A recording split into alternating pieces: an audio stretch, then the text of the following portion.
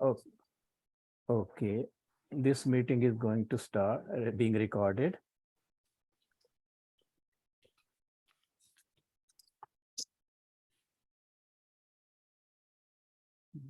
You want me to start it? I can do No, it. no, I will start it. Oh, it started already. I see. Yeah, it started good. already. Yeah. Boss, are you gonna make a thing about people speaking for 2 minutes? I don't know if we have that on the Yeah, agenda. no, I'm coming to that.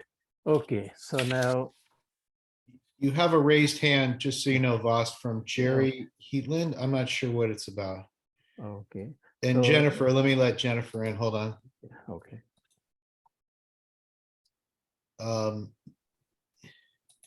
I allowed her to talk. Okay. Jerry, did you need something? Are you the? I just wanted to know if you guys could hear me. Yes, we can hear you. Yeah, we Oh, can hear okay. I didn't know whether I was recognized or not. Okay, thank Okay, you. And when your item comes I'll up, go you back to can me. raise your hand for Okay, all right. speak on that. Okay, so thank you everyone for coming to today's Porter Ranch Neighborhood Council meeting. My name is Vas Singh and I am the Vice President of the Council. Unfortunately, our President Gabriel had an emergency meeting to attend. He will try to log in the meeting as soon as possible if time allows him. I have few announcements to make. This meeting is being recorded and the recording will be available on PRNC YouTube page as well as our webpage prnc.org. All meeting attendees will be automatically muted when they join the meeting.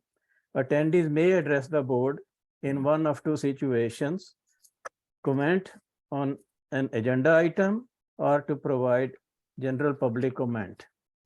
After each agenda item is read out loud and before a board vote is taken on that item, if any, I will ask if any member of the public wishes to speak to address the board regarding that agenda item being considered. At that time, the meeting attendees who wish to speak can electronically raise their hand by clicking the raise your hand button on Zoom or by pressing *9 if they are using a telephone or audio. That will prompt the president or the chair that you wish to speak. I will go down the list of those who raise their hand, turn on their audio one at a time, and ask him or her to go ahead and provide comment within a specific period of time. When the speaker's time expires, I will let the speaker know that their time has expired, thank them for the comment, and turn off the audio for that speaker. This process will continue until all attendees who raised their hands spoke. At that time, the board will discuss the motion and take a vote if they so choose. As noted in the meeting agenda, there is an item dedicated to public comment on items not on the agenda, but within the purview of the board. When the item comes up during the course of the meeting, I will ask if any member of the public wishes to address the board regarding any issue that is not on the agenda, but is within the domain of the board's action and capabilities. At that time, the meeting attendees can electronically raise their hand to speak using the same procedure described previously. Please note that under the Brown Act, the board is prevented from discussing or acting on a matter that is brought to its attention during the general public comment period. However, the issue raised by a member of the public may become the subject of a future board meeting.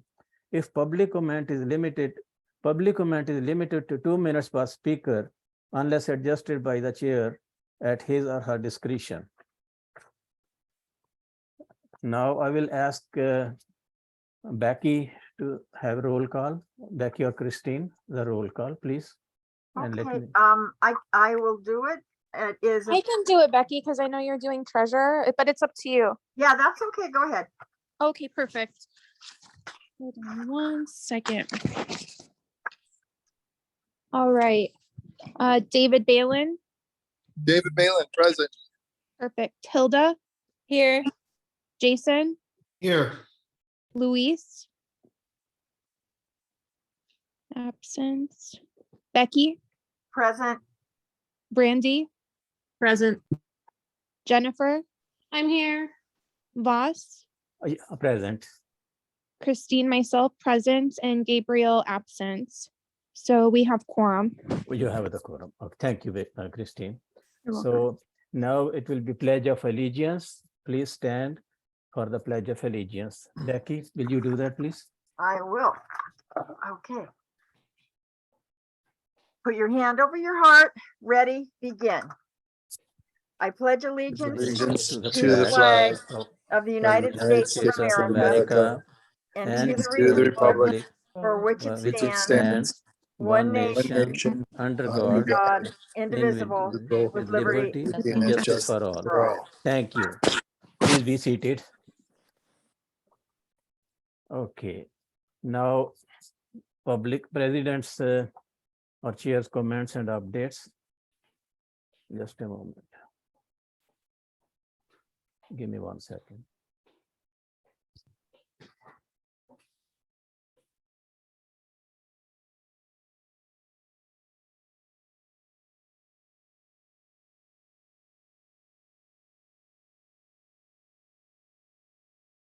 I have got a couple of updates. Just give me 1 second.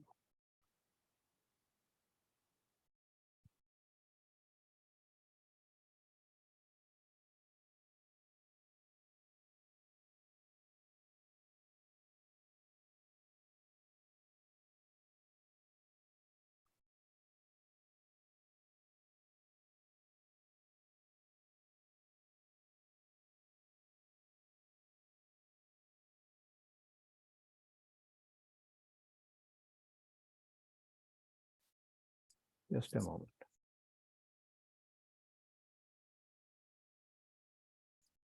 Yeah.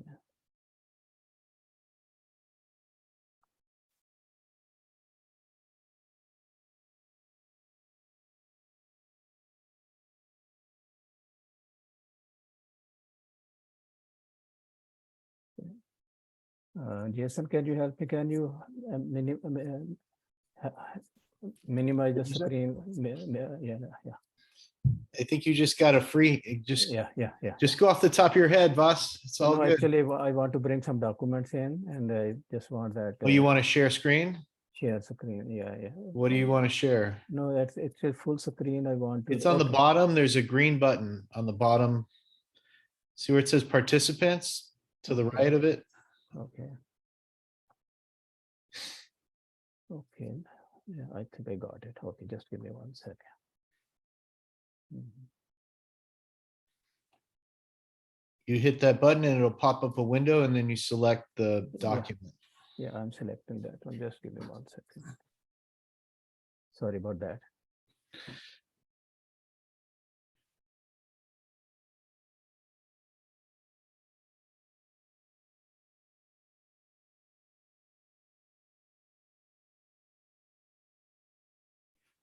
Do you want to just take the updates from the elected officials and then come back to it? No, just give me 1 moment. I'm getting there. Hold on, just 1 moment.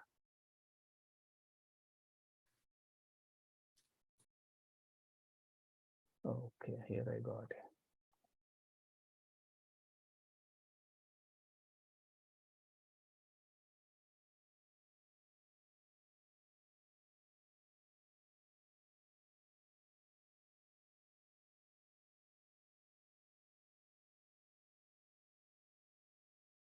Okay, here you go. I got it. Sorry about that. Okay.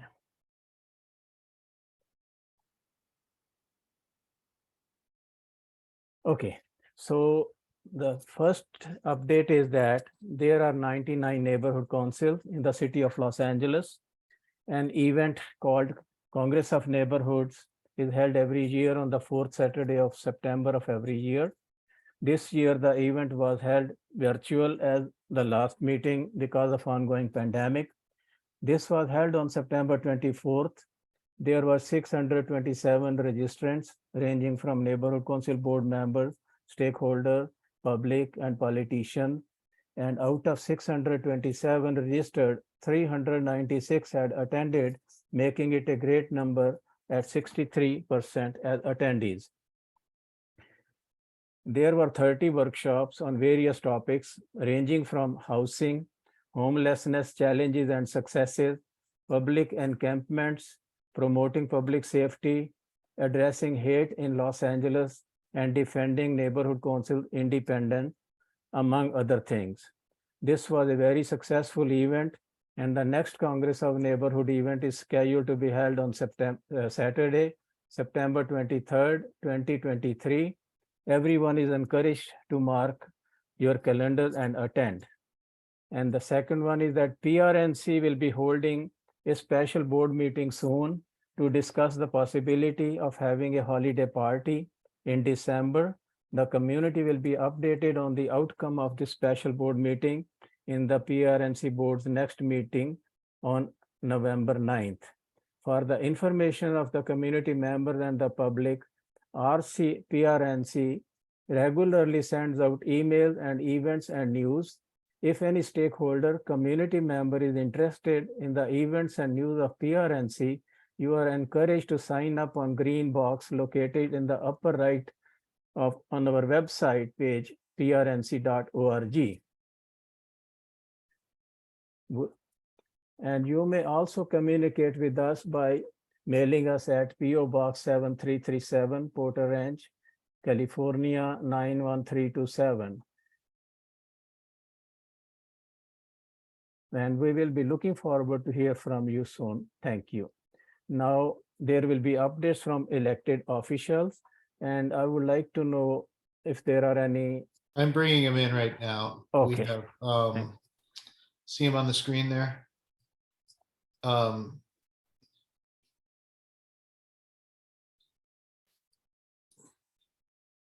Garrett Henry, are you an elected official representative? Yes, I am. I'm with Congressman Mike Garcia's office. Oh, wonderful. Welcome. Thank you.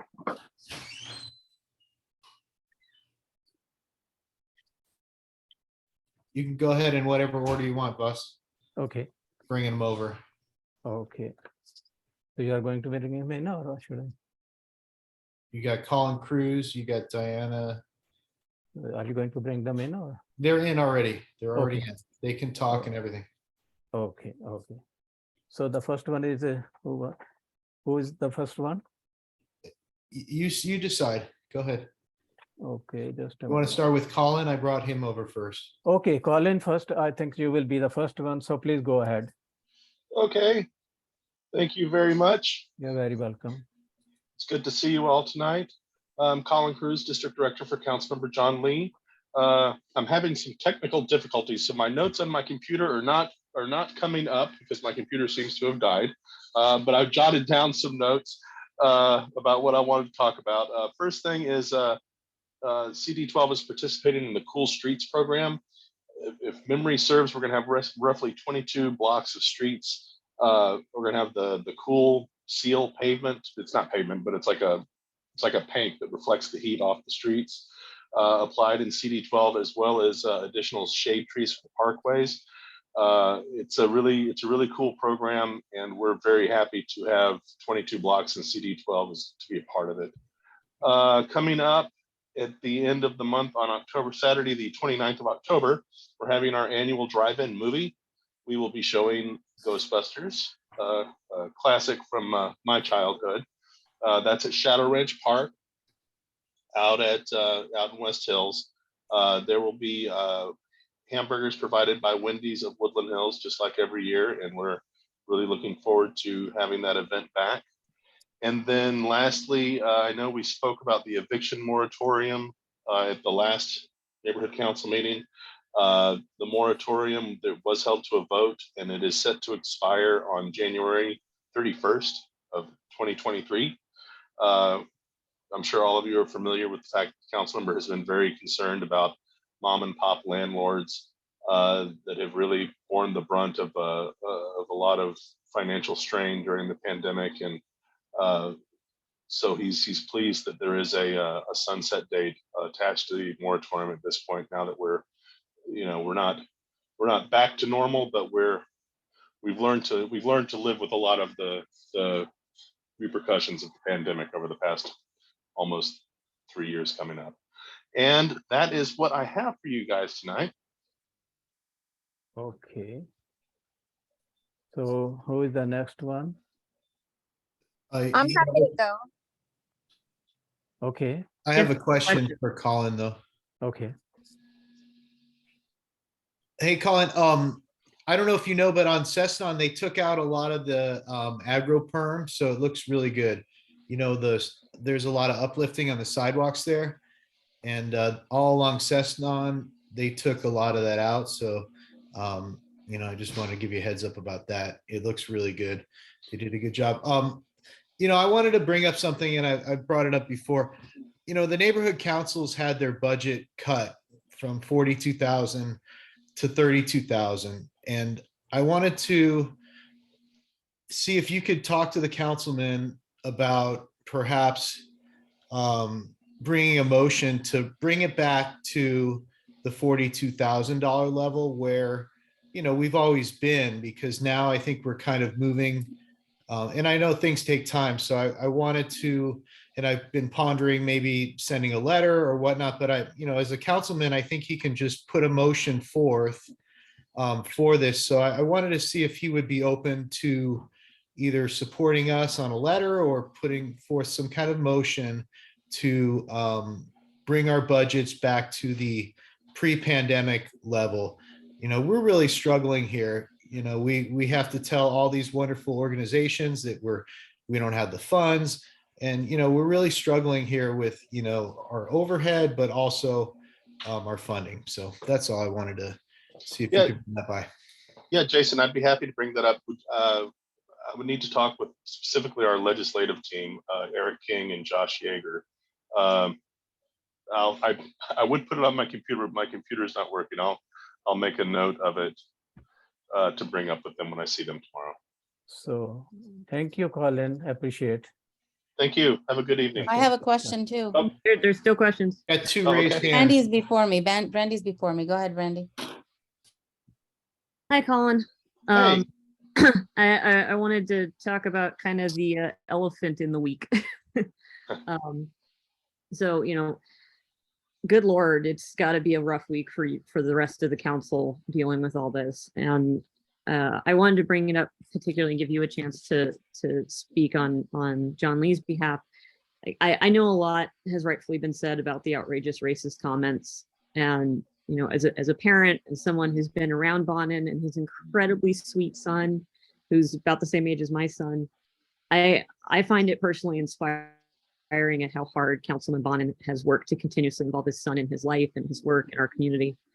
And I've seen John Lee do that as well, take him to things. And I don't know if the disgusting comments made about his parenting stem from homophobia or anti-father sexism or anti-parenting bias, but whatever it was, they were awful, they were wrong, they were unacceptable. And I want to say for the record that from everything I've seen, Bonin is a great father. I wish more dads were like him. And I'm proud when I see any of the council members, including John Lee, around with their kids and getting their kids involved, because that's important. That's my comment on the whole situation, but I wanted you to be able to give any comments from the CD12 office. Sure. I mean, the council member, he issued a statement on Monday expressing his horror at the comments that were made, and you know, categorically rejecting the sentiments behind them. Obviously, this is a very sad time for us as a city, and the council member believes that in order for us to move forward and begin the healing process, you know, that these three members, they have to resign. And obviously we saw that process begin today. Mm-hmm. But I mean, it was, I mean, the comments were, I mean, horrific. I mean, and you know, the council member has said that publicly, and, you know, the comments were bad enough, but as the council member said, you know, particularly, you know, if you're going to go after somebody's child, it's all beyond the pale. But that was, you know, I think that struck everybody particularly hard. You know, politics is a rough game, and you know, I think Councilmember Bonin said this in his statement. You know, everybody that sits on that dais is going to take a lot of heat from their colleagues, from the public, and everybody else. But the comments that were made on that reporting are wholly unacceptable and have no place in our city, in our society, period. Completely agreed. Thank you for speaking on it. And Thank you, Brandy. please thank Councilmember Lee for his comments as well. I certainly will. Hi, Colin. Hello. I guess it's my turn now. Thank you for joining us. I just wanted to let you know that I do agree with Jason about the funds that they reduced our funds. It's supposed to be higher amount. So as a chair of education, I do oversee 5 schools. And in order for me to go approach them and say, what can we do? Representing Porter Ranch Neighborhood Council, what can we do to help you? And if we don't have the funds, what am I going there for? And I just, please, I know your computer's down. If you can write it down, that I second to what Jason said. And if you can get back with us, and I hope it's a positive answer. Thank you. I've made a note of it. Thank you. And I will see our ledge team Thank you. tomorrow. Thank you.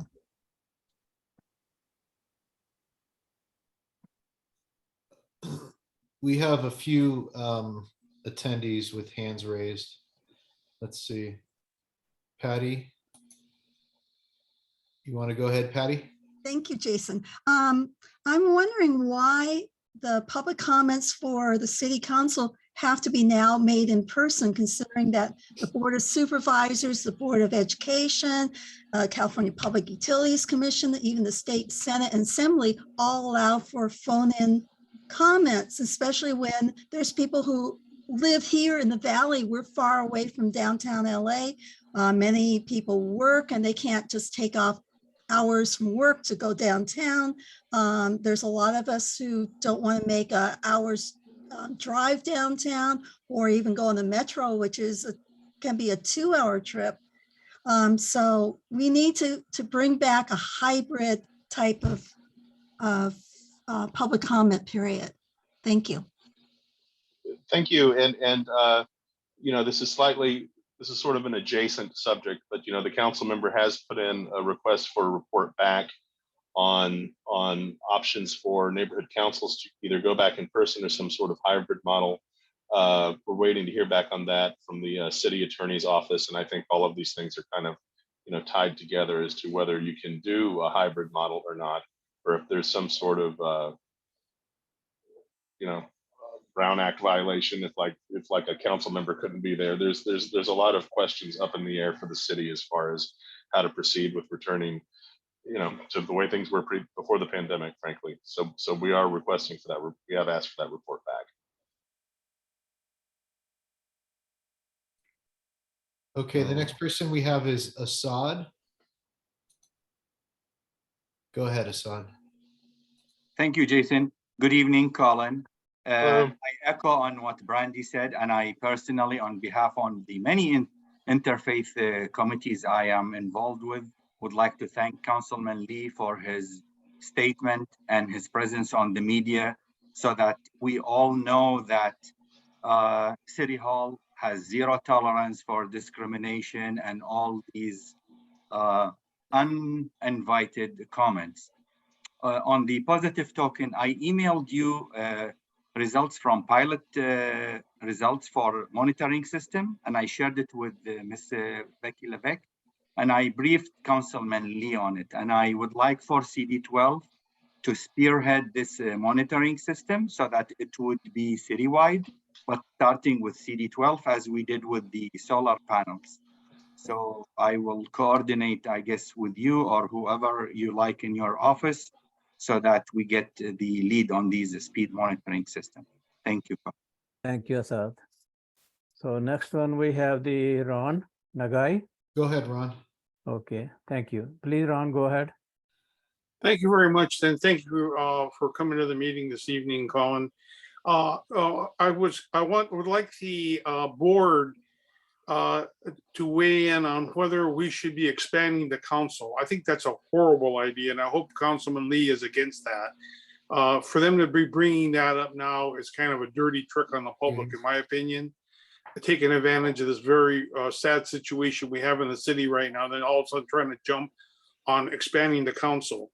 This council as a whole has been unable to handle the housing crisis, have not produced any major economic development projects. Like when I was working for the mayor years ago, we did the GM renovation. We did the mini-med project at CSUN. We did the Harbor Gateway projects, another like 40 something projects across the city. And none of that's going on anymore. We don't have any high-speed transportation. The city council members that are on the transportation board, they're pushing 19th century technology. Elon Musk came to the city and said he wanted to put in some kind of Hyperloop system, and we just turned him away. Having more of the same kind of people on the council is an absolutely horrible idea. And I would request that the city council spend those 10 to 20 millions of dollars to do that, to at least give the breadcrumbs back to the Porter Ranch Neighbor Council and the other neighbor councils, get us up to at least 50,000. We should be at 100,000. We're begging for 42,000.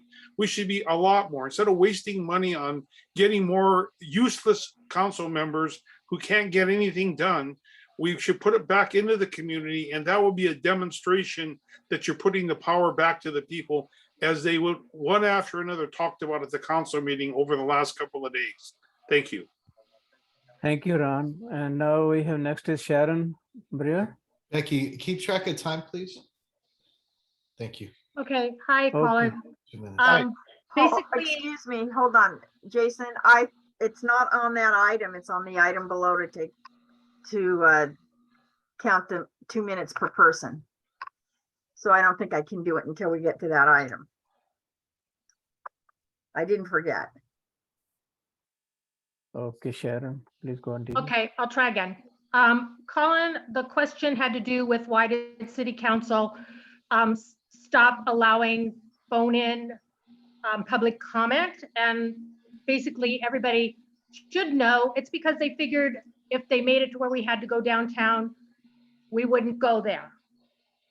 But my comment has to do with one, commission meetings and committee meetings of the city. If we attend them by Zoom, we get to see the city seal. We don't get to see who's at the meeting.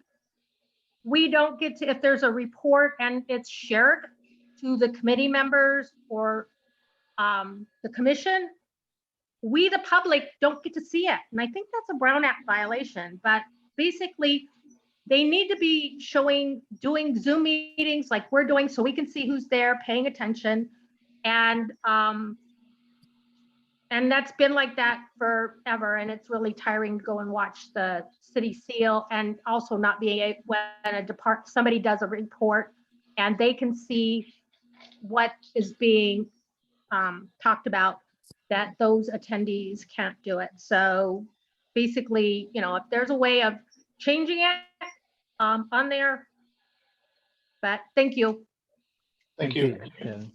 So the next one is Glenn Bailey. Just a moment.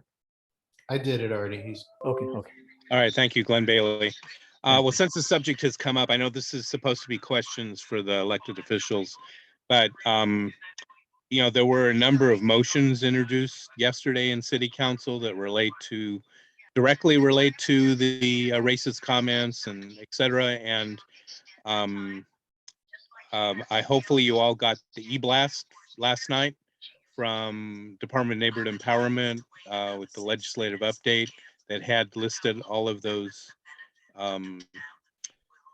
council file numbers so that you could weigh in, pick and choose the ones you want to weigh in, once you've agendized it. But I wanted to ask Colin, so my understanding, Colin, is today the city council did not achieve quorum. And also regarding these various council motions that were introduced yesterday, specifically the ones calling upon the resignation of council members, I've heard that those were going to be voted on by council and not go to committee. Do you have any information about the process that those are going to follow, the usual process of being referred and considered by committee and then go to full council as opposed to going directly to council? Any? This is the calls for the resignations. Not just those, but yeah, those, but there were like a number of other motions yesterday, but anything you have on any of those, that'd be helpful.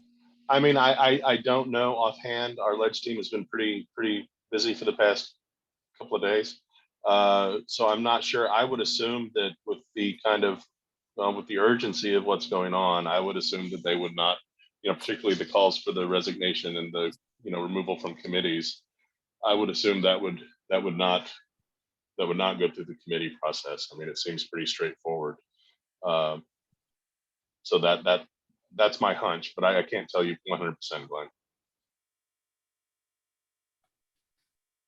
Okay, well, if you're able to, ask your team of folks just to give any updates on that process, because normally they would probably, I'm just guessing, go to the Rules, Elections, Intergovernmental Committee, which is was chaired by council, by the council president, who's now since resigned. So I'm not sure, the whole structure of committees. Any updates to the neighborhood councils? All the neighborhood councils are potentially looking at weighing in, but if it's going to be a done deal in the next day or two, because council will be voted on it, then, just good to know that. Thank you. Yeah, I can let you know, Glenn. I mean, obviously there's a lot of moving parts going on at City Hall right now, trying to figure out, how we're going to move forward from this and how we're going to heal from this, and how, we have at least one council member that is going to have a replacement at this point. And, I think, everybody on the council is united in calling for the other two's resignation.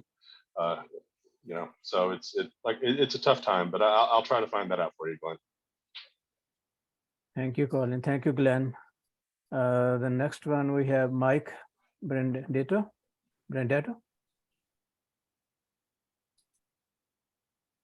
Hello, Mike. Okay, can you hear me? Yes, we can. Okay, I just wanted to comment on in-person meetings. Colin, how you doing? I'm good, sir. How are you? Good. Always good to hear from you. I just really feel that we need to get back to in-person meetings. I feel that the neighborhood councils are being treated like the ugly stepchilds of everything. I mean, LA Council is having in-person meetings, every restaurant, every place on the street. Chambers are having in-person meetings. You name it, everybody's having an in-person meeting. I also want you to consider and take back, I'm sure you heard, we recently had a town hall for the Home Depot project, which was inside and in person.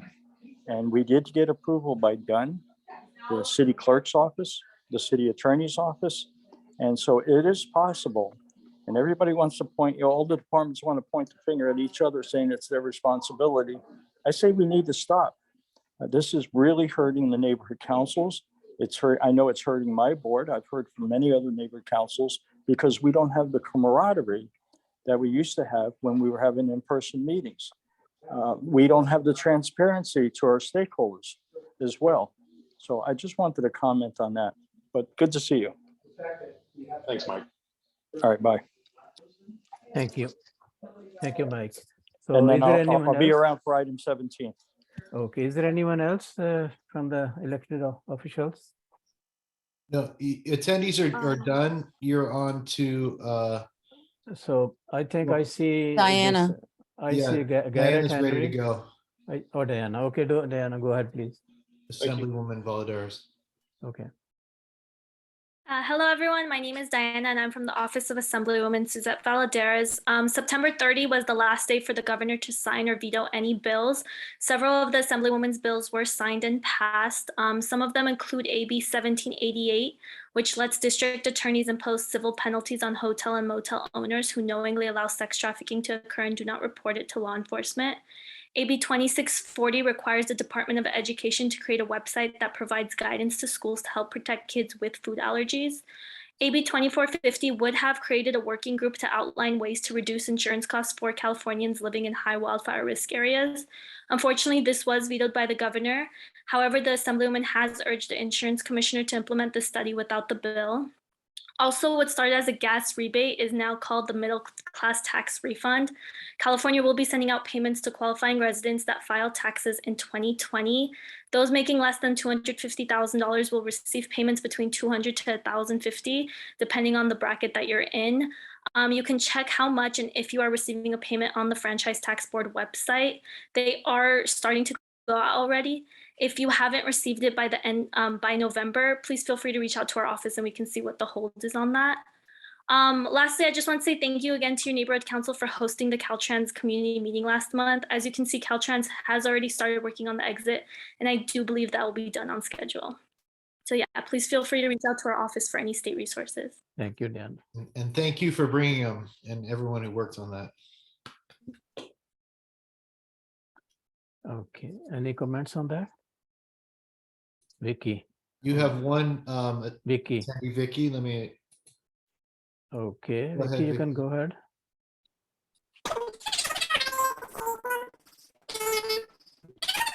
your audio is not good, Vicky. Yep, the audio is scrambled. Vicky, your audio is scrambled, dear. You can use the Q&A if you'd like.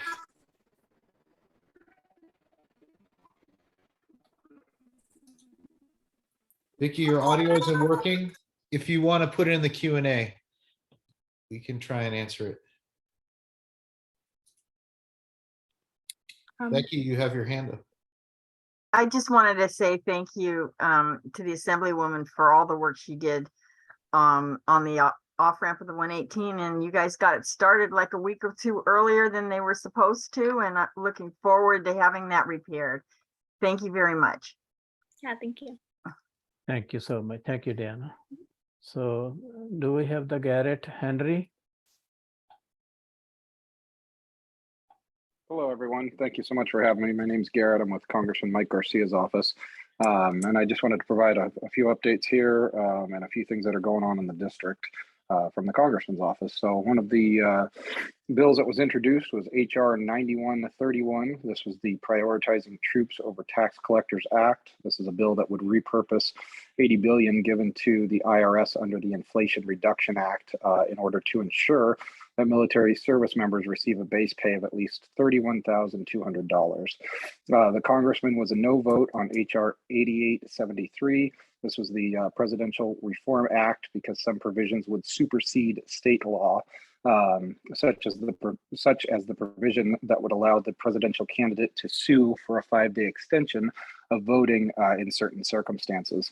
The congressman was a yes vote on HR 8987. This is the Fairness for 9/11 Families because it would finally correct an error and provide 9/11 families the funding or money that they're owed from the United States Victims of State-Sponsored Terrorism Fund. The congressman was a yes vote on HR 6448. This was to invest to protect, known as the Invest to Protect Act. The bill would create a grant program for small local police departments with less than 200 officers. And finally, the congressman was a yes vote on HR 5768. This is known as the Victims Act because it creates a grant program to help local police departments hire detectives to help clear the backlog of crimes such as murders, assaults, kidnappings, and others. One of the co-sponsored bills from the congressman's office was the Water for California Act. This is a bill that will soon be introduced that will hopefully improve California's water infrastructure and accessibility through water storage and the expansion of projects eligible for certain funding. Among the other items, the congressman signed on to a letter to the Comptroller General requesting a Government Accountability Office review of foreign investment in the U.S. farmland and its impact on national security, trade, and food securities. Going on here in the district, we have a Meet the Grantmaker series that is coming up. My colleague Chelsea Orzechowski will be the point of contact for this for registering for these. And just to give a brief overview of them, the first one coming up is going to be on Monday, October 24th from noon to 12:45. And this is a conversation with the Deputy Assistant Secretary, Charles Small, from the U.S. Department of Transportation. The second meeting will be on Wednesday, October 26th from 9 a.m. to 10 a.m. This is a conversation with the National Endowment for the Arts and National Endowment for the Humanities. These events will provide participants with funding opportunities, learning about resources and best practices for grant applications, will allow for the finding of ways to collaborate on grant submissions, and will also be able to, participants will also be able to ask questions directly to subject matter experts. On the second event there, the one for the National Endowment of Arts and the Endowment for Humanities, This will also feature testimonial and best practices from the Cal Arts as well as College of the Canyons on this topic. So if anybody is interested in this, please feel free to email my colleague Chelsea Orzechowski, and her email address is Chelsea, CHELSEA .Orzechowski, spelled ORZECHOWSKI. Oh, it's a long last name, at mail.house.gov, or you're always welcome to call our Santa Clarita office at 661-568-4855, and we'll make sure to get your registration information over to her to get on that list. And then I just wanted to touch on a few of the questions that were asked at the last meeting for the Congressman's office here. The first one was on the railroad strike question that we were asked, and I was informed that this was being handled by the Secretary of Labor, Marty Walsh, and this is between the Labor Secretary and the Labor Relations, as well as the unions that represent the workers. And so members of Congress at this time will not be involved with this dispute. The second question was on Hyperloop funds and whether or not there were any federal earmarks for those. I was informed that the Department of Transit considers this, transportation I should say, considers this under the same umbrella as the high-speed rail. So this would fall under the Infrastructure Investment and Jobs Act. I believe that totals $1.2 trillion for transportation and infrastructure spending. I don't know at this time how much would be allocated to the Hyperloop system. And then the third question was on the whether or not there were any federal earmark funds for desalinization. I was informed that this is actually on the California state level. It's a California state matter. So there's no current federal funding for this project. And this project will go through the California State Coastal Commission. And I was also informed that the releasing of the residue, or what is pulled out of the desalinated water, which would be the salty brine, could pose quite an issue when put back into the ocean for ocean life. So that might be kind of a speed bump in looking into that. But again, California state matter. So I just wanted to touch on those. Thank you very much. Thank you, Garrett. Any comments? And you did have a question in the chat. Okay. Assad asked to Congressman Garcia, any updates on the SALT, S-A-L-T, which is the tax relief, I believe, for addressing the issues of property tax cap? That's the question. I'd be happy to look into that. I don't have the information offhand right now, but I will. Yeah, sure I look into thought there that was and a see what bill I'm he looking was at. working on for the. Yes, there is. I just I want to get the status and all the updated information for you guys, and I'll not Thank you misquote for- or misspeak on that. Thank you for answering the questions from last month. Of course. So, Can is we there bring, any co- can we yeah, bring Dana back to answer the question in chat from Vicky? Okay. Oh. Yes. She's there. She's there. Oh, She okay. can talk, yeah. But Vicky. Yeah, I go ahead. responded to her, but I can I can speak with our legislative team and see if there's anything our office can do legislatively to address this issue. I'll have to speak to them. For the attendees can't necessarily see it. Her question was about the fact that she has a relative who has a peanut allergy and is an LAUSD, but his EpiPen is required by LAUSD policy to be in the office, which does him no good if he has an attack while he's in class. And that's what the question was about. Yeah, so I'll just speak to our legislative team and see what we can do. Thank you. And Okay. is it Patty G in the We question? have Myrna. Yeah, so hello, I'm here with the Office of Supervisor Sheila Kuehl, attending on behalf of Blake Clayton, who usually attend these meetings. So I have very quick updates. One that I wanted to bring to your awareness, if you're not already aware, is that the board recently put the final stamp of approval on the county supplemental budget. And they're going to be focusing on board priorities, including justice reform, housing, and workforce development. So they're also going to be addressing the structural deficits, building up our Care First jails last system, resolving crisis conditions in jails, and fighting homelessness and poverty. So some of that money is going to be going to those issues and those board priorities. On a lighter note, It is for the animal care and control for Los Angeles County.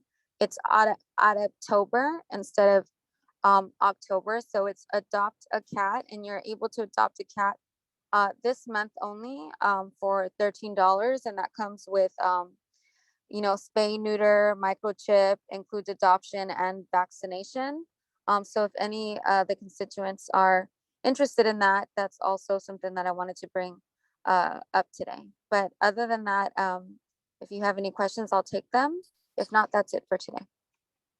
So I see Patty also there. You got Brandy has a question. Okay. Go ahead, Brandy.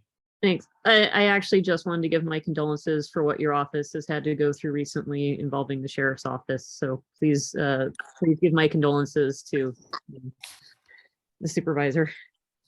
Yes, thank you very much. Will do. Thank you.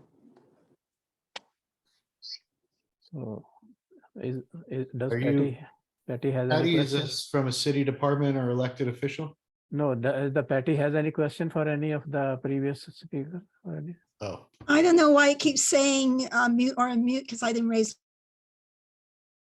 okay. Sorry, please go She ahead. didn't raise her hand or anything. Yeah, she was a question, I think. Okay. She'll raise her Patty? hand. Did Gibson have any updates from the Department of Neighborhood Empowerment?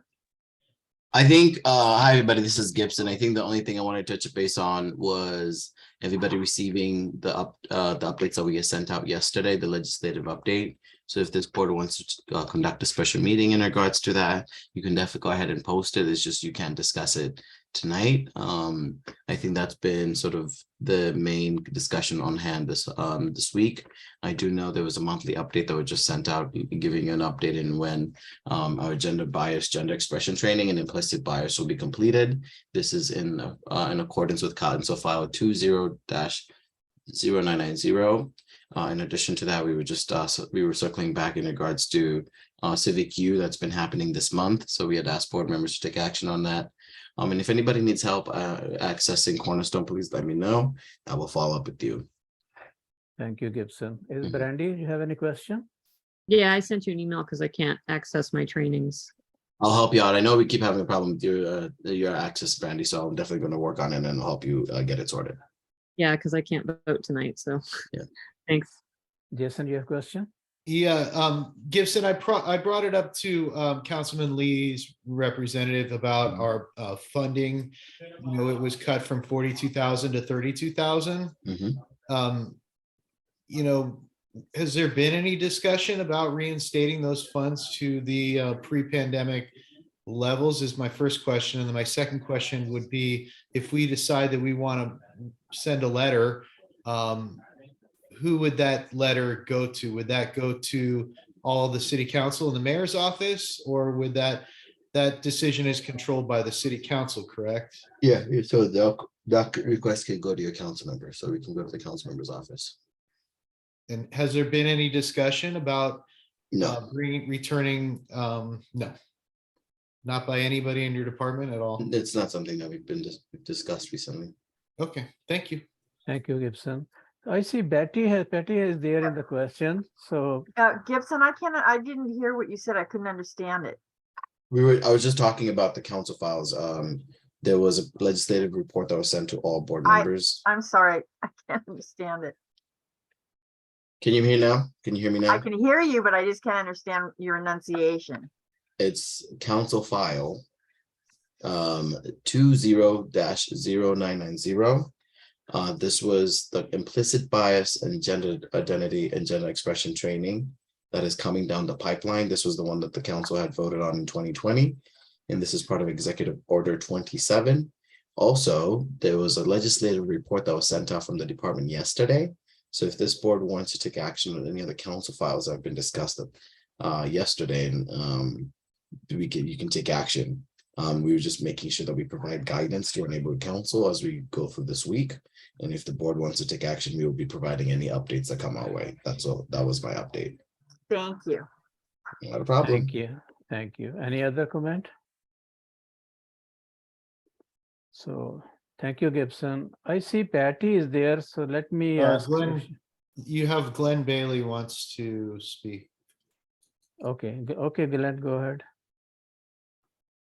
Hi, Gibson, quick question. Any update on the request of neighborhood councils that wanted a second or more Zoom account? I understand that's getting close, but do you have any updates? Yeah, so your if your board had taken action and was documented by the NEA, we've been sending the emails out and we've been activating those additional Zooms. So I'll follow up with you, Glenn. Is it for which board? Is it Encino or Northridge? We're having a Valley Alliance meeting tomorrow, so if the question comes up, you're The answer last is person yes. up front. The Okay, specific great. boards that have taken action, and we've been reaching out to them, and we've already administered those licenses. Great, and I'll follow up as necessary on my side. Thank you. Thanks. Thank you, Glenn. Thank you, Gibson. Becky, you have a question? No, I'm good. Your hand is there. Okay, let me lower your Thank you. hand. Okay. Okay, I brought in our senior lead officer. No, first can you ask the Patty if she has any questions? She's there for a long time. Patty, can you raise your hand if you have a question, please?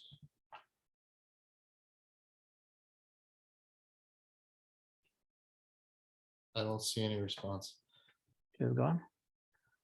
Okay, let me check. You just asked her before. Hello, Patty, are you there? Me? Yes, I was just, my point was more of a point in response to what Ronald said, that he was against increasing the number of council members. And I didn't want to like raise my hand again and say, well, that was in 1925. And so that number is very insignificant nowadays because there are few members for a big population. And so we need to dilute each one's power.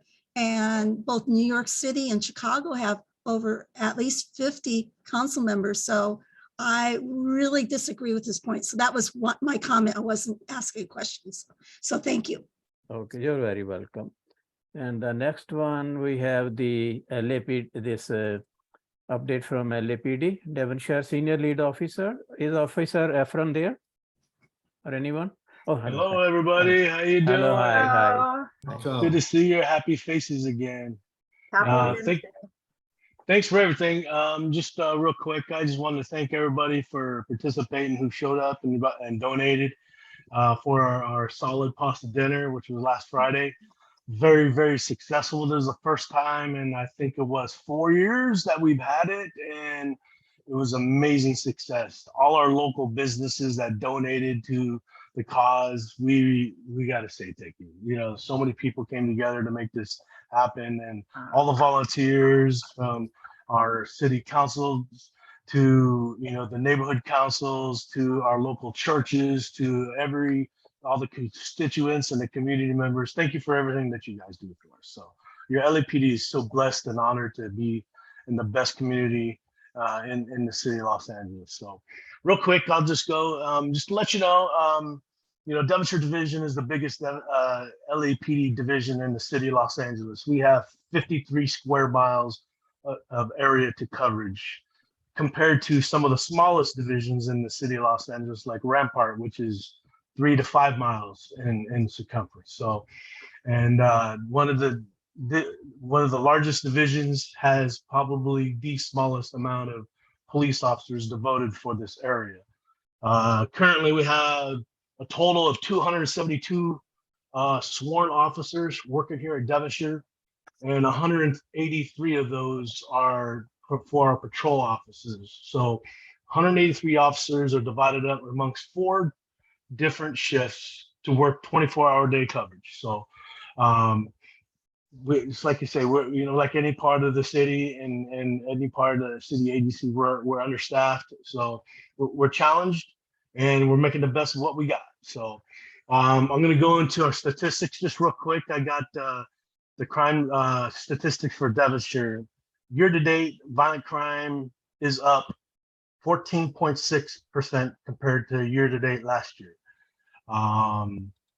Property crimes, we are currently up 2.1% compared to last year at this time. So overall for the city, you want to be number 1 in the city, meaning you're going to have the lowest amount of crime change compared to last year. So number 1 is the best, number 21 is the worst ranked division in the city of Los Angeles. Currently in the city, we're number 7 in the city. So we have a total overall crime change from last year to this date is 4.1% increase in crime.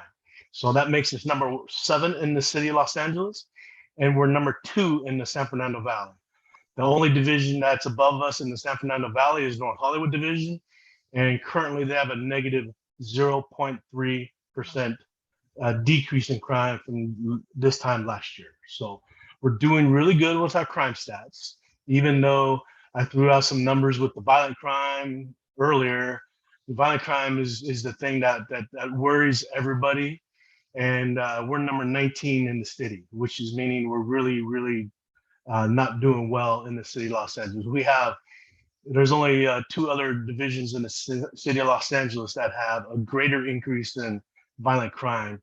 So violent crimes are impacting our community members here in the Devonshire division. So what I wanted to update everybody, well, since I'm talking about, stats and everything, I'll do one thing is we kind of average right around 1,000 911 calls per week in Devonshire. And that is down compared to last year at this time, which is right around 1,100. So there's less calls for service being generated compared to last year at this time. So just to show you how busy Devonshire Division is, each and every one of those calls is someone's emergency. So last week we had 973. So just to let you, it kind of gives you, of how, busy our police are running around 53 square miles here, there, here. And so we're always busy. We're always challenged, and your police department is 24/7 and active for you. It was reported a couple of weeks ago that we had some residential burglary crews working in the area of the Porter Ranch and the Chatsworth area. So just to let you know, and I'm sure everyone is briefed and detailed with historic, what impacts our community here. Historically, Devonshire Division is a property crimes division, meaning people come to our area here to break into our cars, to break into our homes and steal all our nice stuff.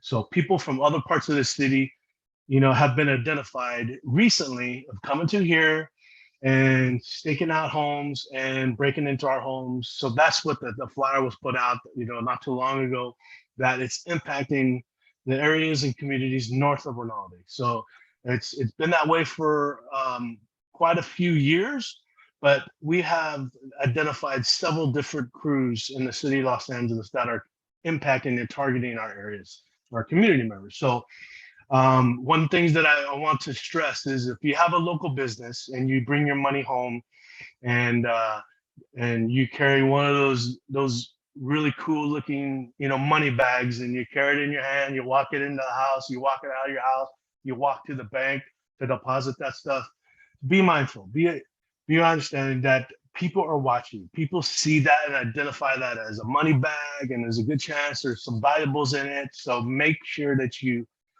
conceal it if you're going to the bank to make a large cash deposit. So be mindful of that. If you have a local business, do not leave money in your cash registers. Do not, leave, valuables out at night when you lock it up. We're having a huge problem with the businesses located around Rinaldi from Corbin all the way down to Mason. So basically the Vineyards, the shopping center, and also the Porter Ranch Town Center. At night, when everything shuts down, crews are actually targeting these businesses, breaking into them, and getting in, getting out real quick, and just stealing valuables. So we've had several businesses that have been multiple victims, in the past couple of months. They've been broken into multiple times. So we've been having a whole lot of talks with our security that is assigned to them and around that area, in hopes that we can try to increase security patrols to eliminate the problems in and around that are affecting our business communities. So our police departments are involved, trying to get extra patrols. We actually, reached out to our helicopters flying over. You got to provide visible patrols at night if they see, and it's, people in and around those areas and the dark portions of the night, if they probably shouldn't be, that we're trying to do anything and think outside the box to try to eliminate the problems that are impacting our residential and also our business communities in the Porter Ranch, in the Chatsworth area as well. So that's basically all I have, and I'm sure there's a couple of hands probably want to talk about what's going on, and I'll be glad to answer any questions whatsoever. Thank you, Efren. Hilda? Yes, hi. It's a positive note. I just want to say thank you so much for Solid. It was an awesome event. It was very well organized. They were so friendly. My guests were really, really happy. The food was amazing. And thank you so much for what you guys do for our community. That's it. Thank you, ma'am. We really appreciate it. We're nothing without our community. Our community is the backbone of our department, and our department is nothing without our community members. So let you know, I'm part of the community too. This is where I call home. This is where my kids go to school. So anything we can do to make sure this is a better community for everybody, it affects my family as well. So thank you. Jason? Appreciate it. Yeah, I just wanted to say that, that information that went out I found it very helpful, where you're talking about like specifically details about the people doing the robberies around here in Porter Ranch, and like, the more, and I think Gabriel put it on our email blast. So we sent it out to over 5,000 people.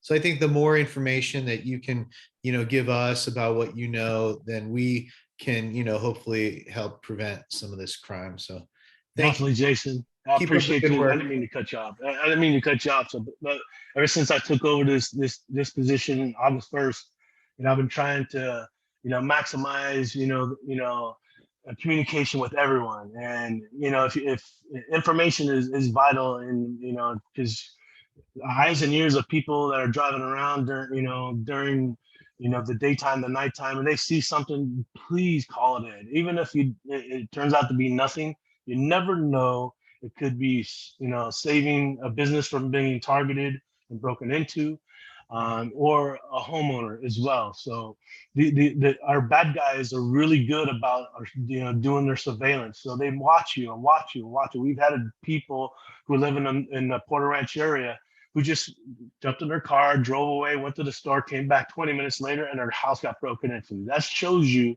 that they're being watched.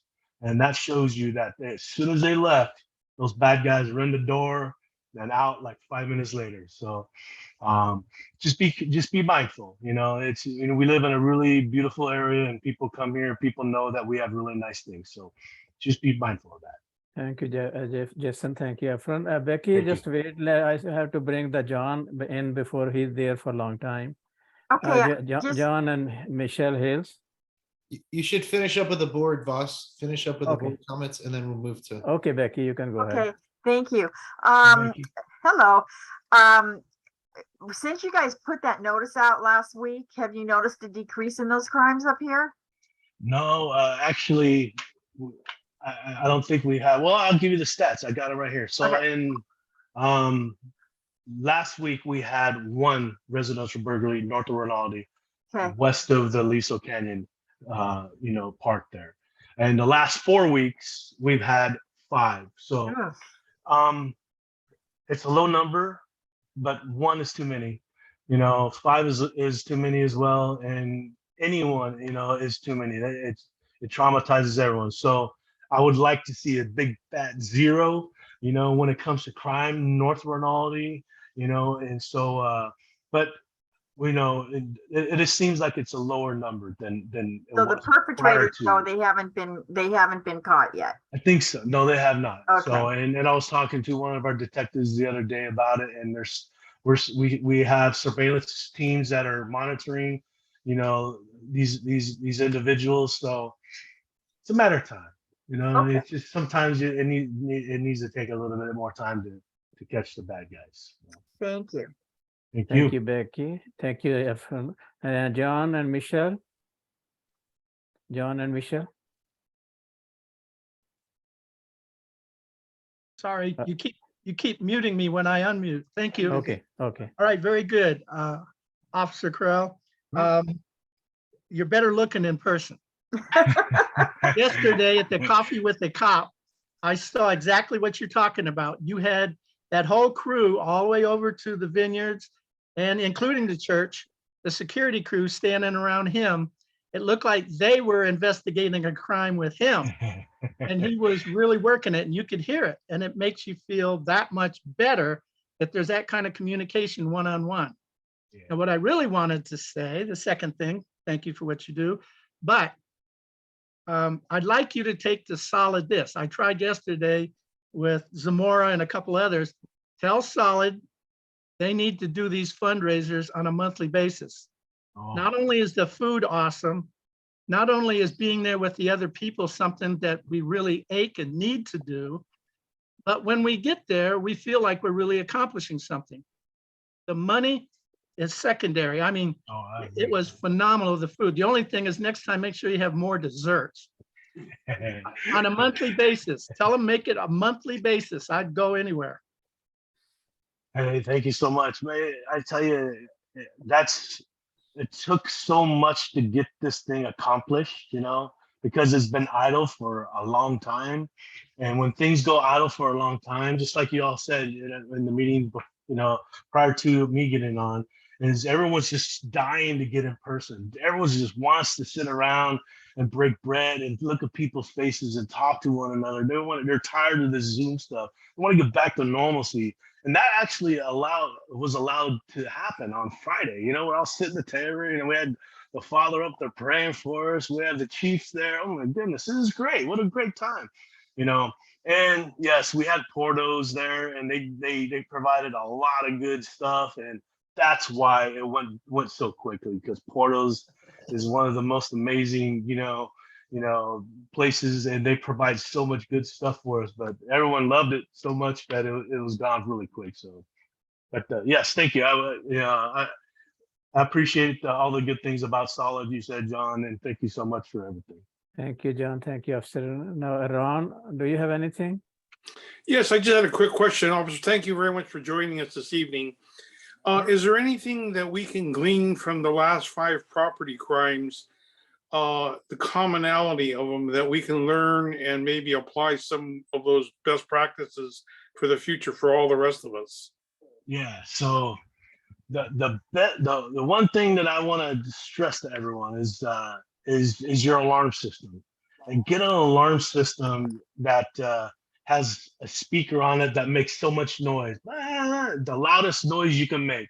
Your bad guys don't like the fact that when they're, you know, they don't have lighting, you know, so get as much lighting on your house as much as possible. Motion sensors that go off when someone moves in front of it.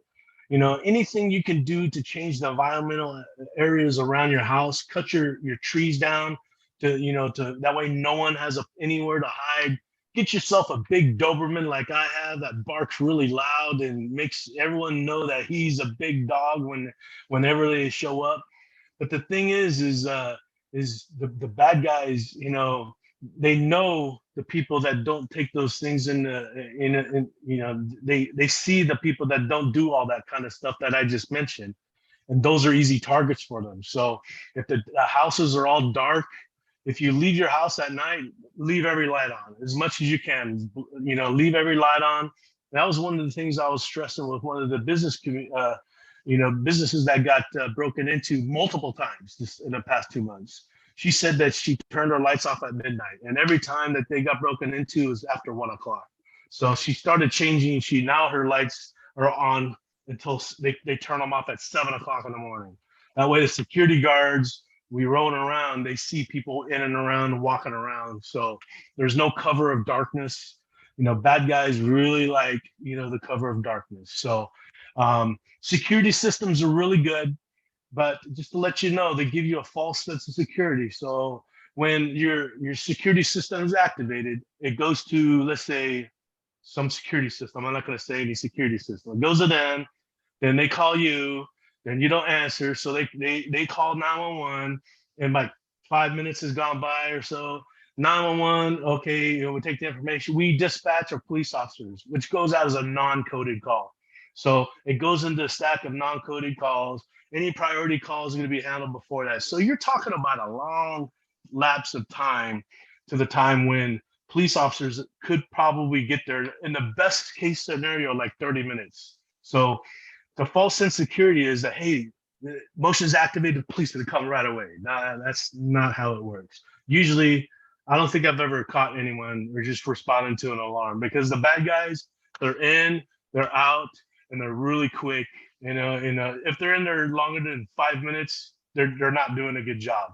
They're really good about tearing up your house and looking for your good items, and getting out of there really quickly. So, and one of the things that was talked about with one of the community businesses that were impacted lately is they had big safes in their businesses with a bunch of items in it. And these guys just ripped it right off the ground, dragged it right out. And this is at a business which has roving security 24 hours a day.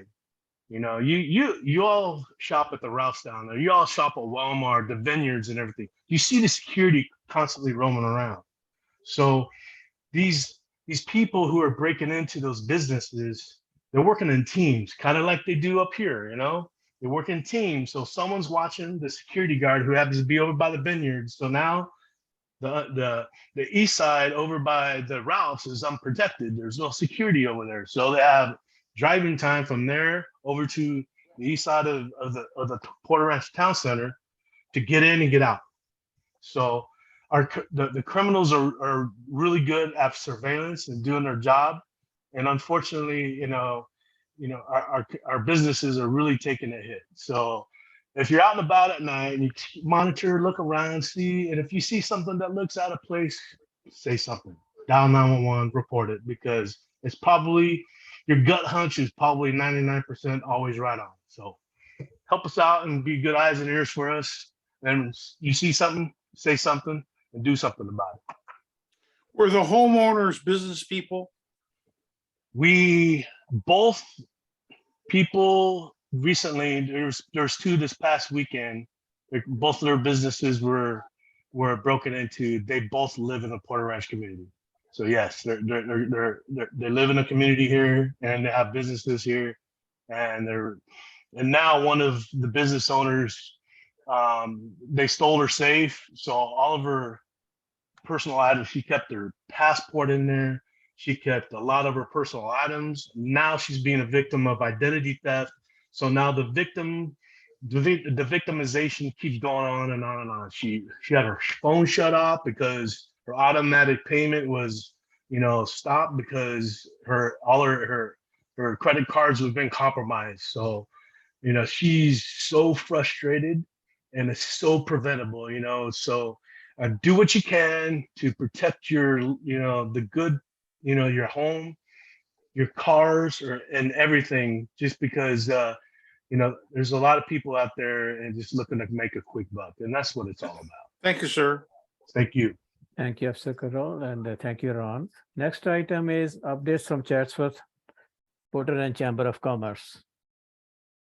So Jerry, who's there? For the note taker, Luis Ramirez, our board member, is here now. For the note taker. I have to mark him in. What time is it? At 7:29. Yeah, there he is. I'm sorry, it took a while to get off of mute. I have him down at 7:29. Thank you. Oh, great. Thank you. Hi, Luis. So anyone from Porter and Chamber of Commerce? If you could raise your hand, is it Vicky who's going to speak?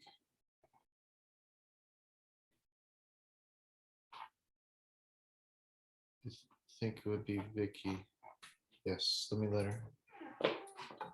Coming soon.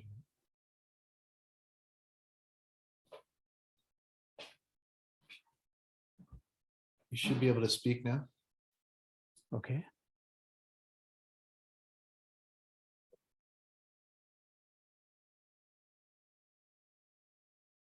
Is it Vicky? Well, Is it Jerry with you? Do you have Jerry Heatland here? Yes, let me. Our chamber, she is the head of our chamber. She would be the one to speak on behalf of the chamber. Okay. And it's the Chatsworth Porter Ranch Chamber of Commerce. I tried to promote her, but she declined it. Let me try again.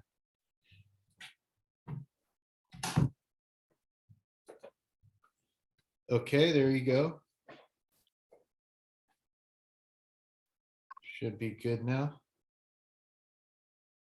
She has to unmute herself. Yeah. I'm gonna let her do it, otherwise it'll. Jerry, press the unmute in the lower left. Okay, all right, I got it. No, it just popped up. Okay. The unmute just popped up right now for me because it's on my phone and I'm having trouble getting connected. I'm just calling to report that the State of the Community luncheon went very well, and that we will be having a lunch and learn where we're going to be having someone come in and talk about the propositions. So we have that coming up on October 24th. And then we are in the process of doing a November Xmas Christmas for chamber members and then non-members, so that we can celebrate the Thanksgiving and the Christmas. And we are looking to start working on selecting board members for the chamber, and that's going to be coming out soon also. And the chamber is going to be a part of the Coronado Hills Street Fair and the Kiwanee Oktoberfest, which is this Saturday. So if you, I had put an email out. Becky asked me to put it out to go to all board members so that you can see what is on our calendar and what we have upcoming events. I'm not sure that if you all saw that or you all get it, but just let me know. And you can always contact me at the office anytime you have questions. Thank you, Jerry. Oh. Okay. Alrighty. Yeah. If there's any questions, just always give me a call there. 818-389-5928. Okay. Thank you. Thank you. Any comments? Okay, next item is public comments on items not on the agenda and within the preview of the board, 2 minutes per person.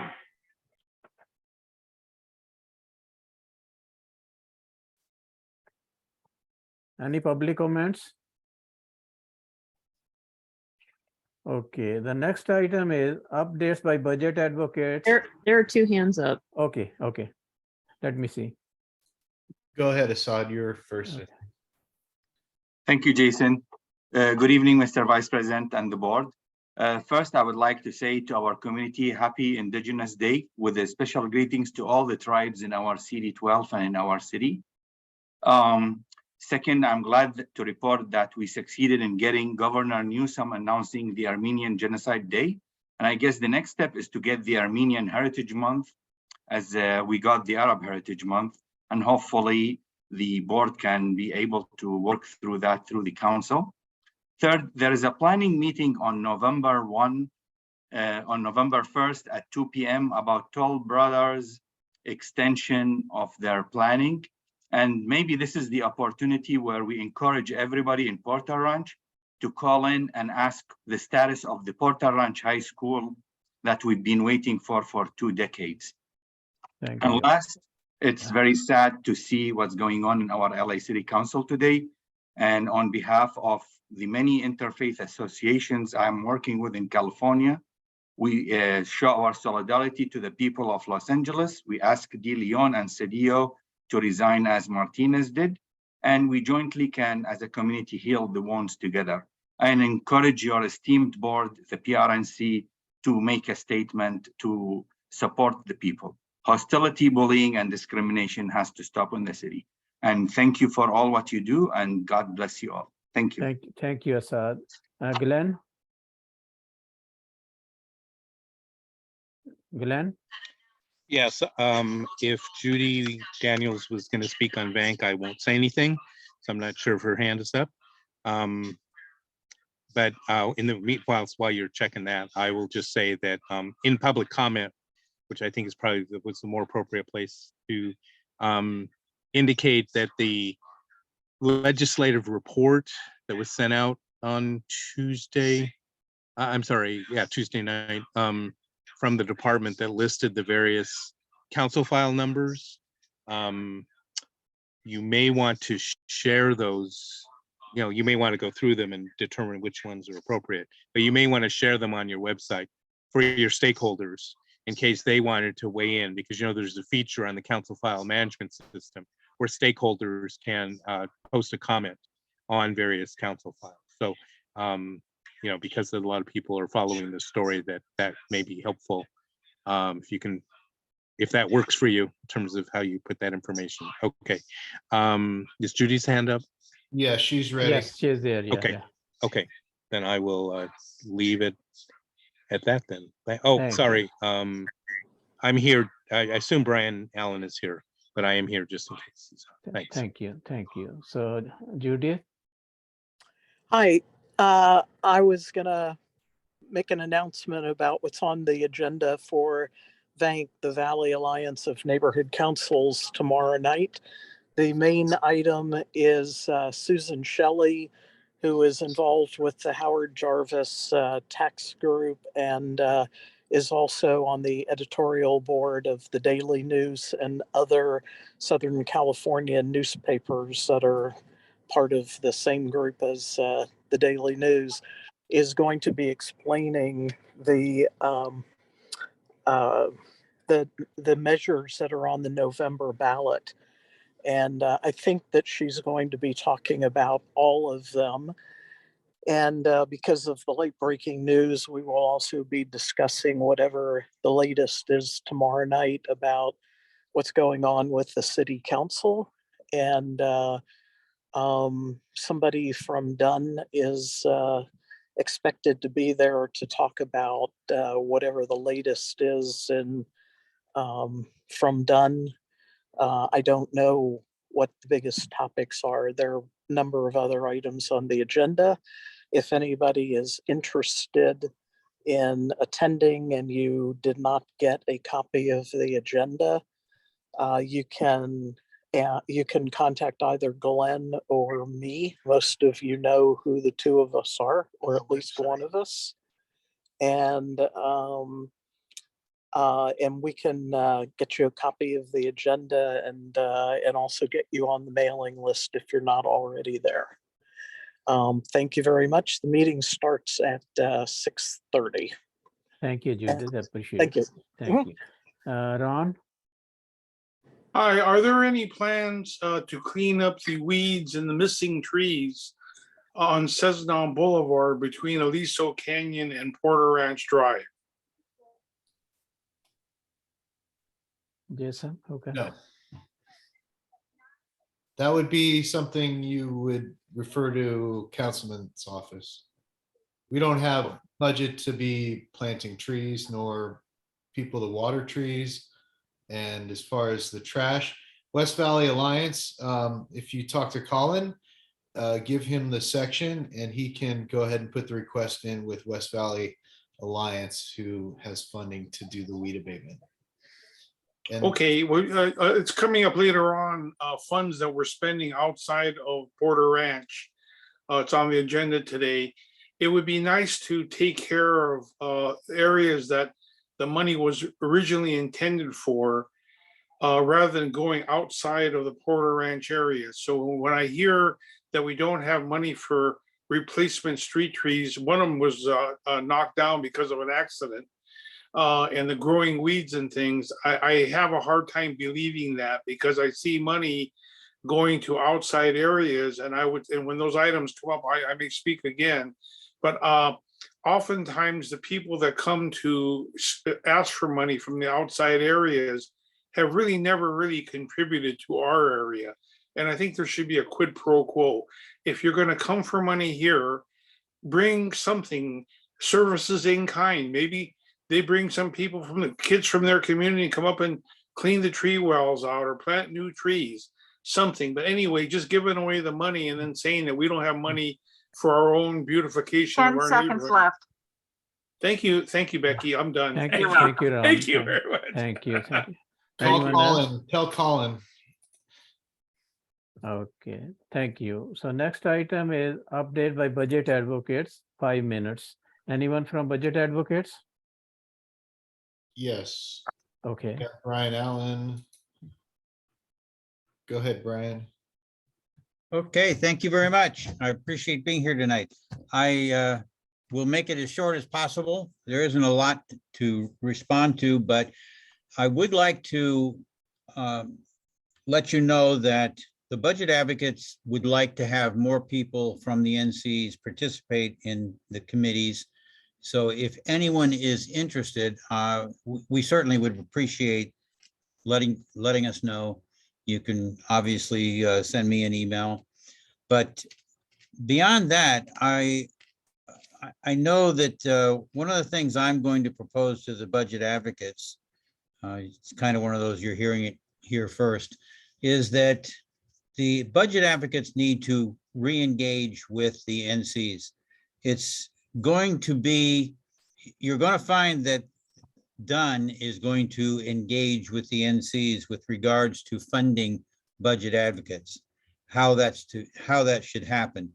I know that because I have been in a meeting with Dunn on this subject, and I need to personally bring this to the budget advocates, because the budget advocates will have to decide for themselves as a whole what they want to support and what they don't want to support. But I do know that Dunn is going to communicate with the NCs on their own. And I hope that the budget advocates can re-engage with the NCs in order to discuss with the NCs specifically issues that the budget advocates deal with on an annual basis. As you know, I think you know, the budget advocates were born out of the idea that the city has allowed NCs to weigh in on city budgets. And unfortunately, the NCs do not do that. Sometimes there are issues where NCs do get engaged with some budgets, but in general, it is the budget advocates that do that on behalf of the NCs.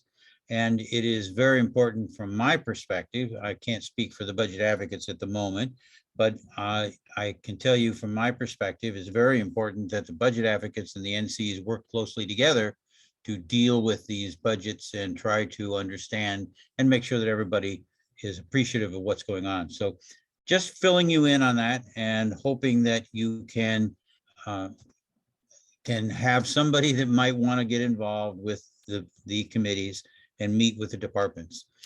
We will also be coming to you for funds at a later date. And so I want to keep that on the top of your mind, that somewhere along the line in the year, we would like to have the NCs continue to contribute.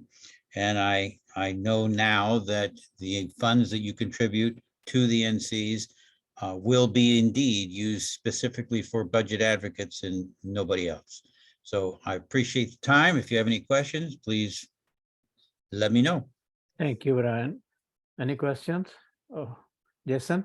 Yeah, I just had a quick question. So whatever happened with, I know there was a dispute regarding your funds with the department and, right, the whole thing, like you had money and then did you guys ever get that money back, or what happened with all that? I've done a complete workup of all the funds that have been contributed to the budget advocates personally and all the expenses. And I'm going to suggest that all of that work be shared with the NCs as well, so that the NCs know where the money went and where it came from and where it went. The dispute, as you're talking about, it has not been resolved in terms of the budget advocates have not agreed to anything, but I do know that that is being worked on. Dunn has come up with their own change in the way the funding is being done and how they're going to report it to the budget advocates, but they are also going to report it to the NCs. That's my understanding. I can't say that for a fact because it hasn't happened, but that is my understanding. And those are all good things. And I don't think that the issue you're talking about, Jason, is from my perspective only, I don't believe it's a big issue anymore, because I have and have been able to say, I've been given permission to say that the funds that are contributed to the budget advocates will stay for the budget advocates, even though the name has been changed to budget advocacy. Those funds that were provided specifically for budget advocates will indeed be only used by budget advocates. So that is the contention that the budget advocates in the city had, and I think that's going to be resolved very soon. Thank you. John, did you have a question for, wait, We're still on non-agenda? no, we're on budget advocates. You have a budget Oh. advocate question? Well, it just not on the, well, it might be along the same line that our friend just posted. We just found out Sherman Oaks has a hospital that's giving a disaster preparedness, AK similar to what that West Side group is doing downtown. They are doing a program for considerably less. It's in the valley, and they're starting to spread the word amongst the other neighborhood councils. So just as a friendly reminder that this just popped up, and I wanted to share it with you. Thank you. That's Sherman Oaks.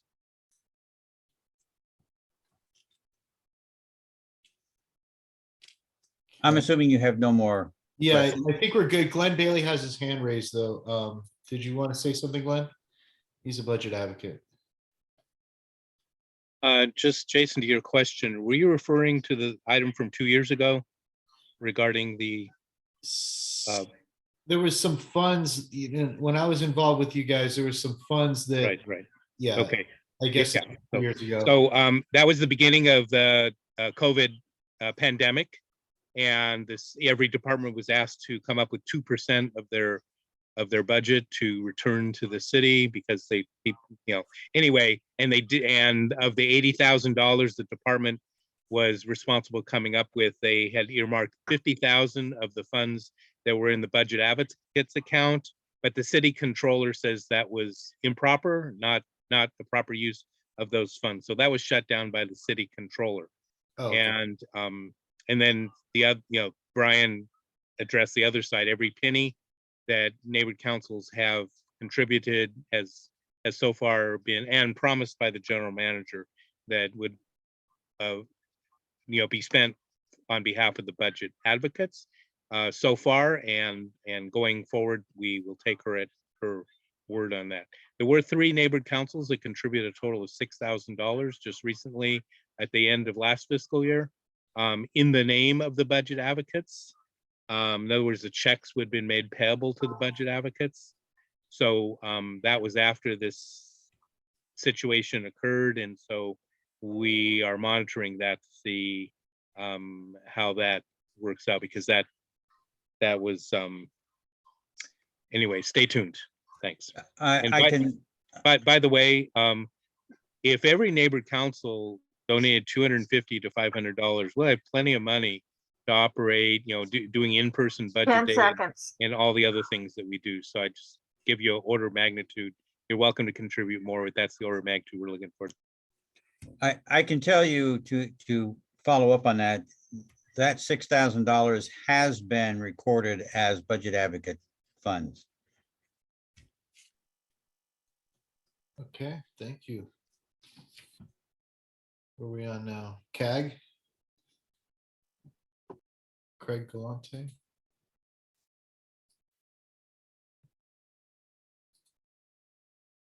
Thank you, Glenn. Thank you, Brian.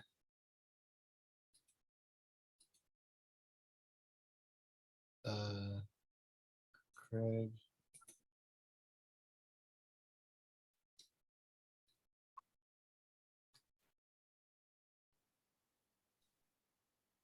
Okay, Craig, you're a panelist. Thank you, Jason. Thank you, board, for including me this evening. I'll cut right to it. I'd like to share screen if that's okay. So here we go. All right. So last month, I gave you not much of an update because there wasn't much to tell you. but I did do what I promised. We're going to get to that in just a second.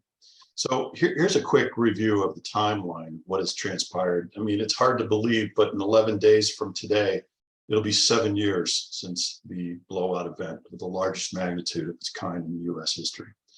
4 years ago, DPH was awarded $25 million on our behalf to do a health study. And then about 3 years ago, the CAG met with DPH, and from the very beginning, we advised that the community demanded a long-term clinical evaluation to accurately assess what's going on. 13 months ago, DPH stopped meeting with the public for public comment. And then shortly after that, that was last September, and then in early 2022, about 10 months ago, January, DPH stopped meeting with the CAG completely. Unilaterally decided they were no longer going to meet with the CAG. 7 months ago, an RFP was issued, and we estimate 3 research candidates submitted applications for the $25 million. But why hasn't the health study begun? I promised you at last meeting that I would query the Department of Public Health, and I did in an email on October 7th. You were all copied on that. The entire board was. So if you haven't read it, I encourage you to do so.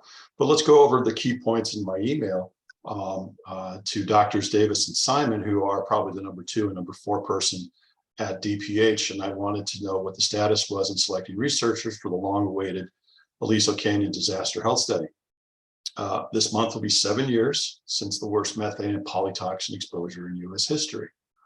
I don't think anybody would disagree. This is truly a public health crisis that happened in our neighborhood. DPH's last communication to the community and the CAG was that a decision would be made on the researcher during the summer of 2022. That's what they told us. It's now October. We have not received any updates. And then finally, I queried, if there's only 3 applicants, why is it taking 7 months to find someone to take on this task? So I did what I promised.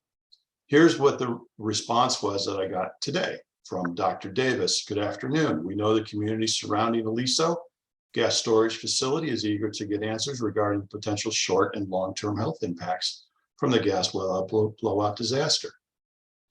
I emphasize this to make a point. He says, we continue to diligently work through the county solicitation and award process for the health study. I have a different definition of diligence and working than what DPH has. It's been 7 months to review 3 proposals. We anticipate an announcement for the health study search once the process is completed within the next few months.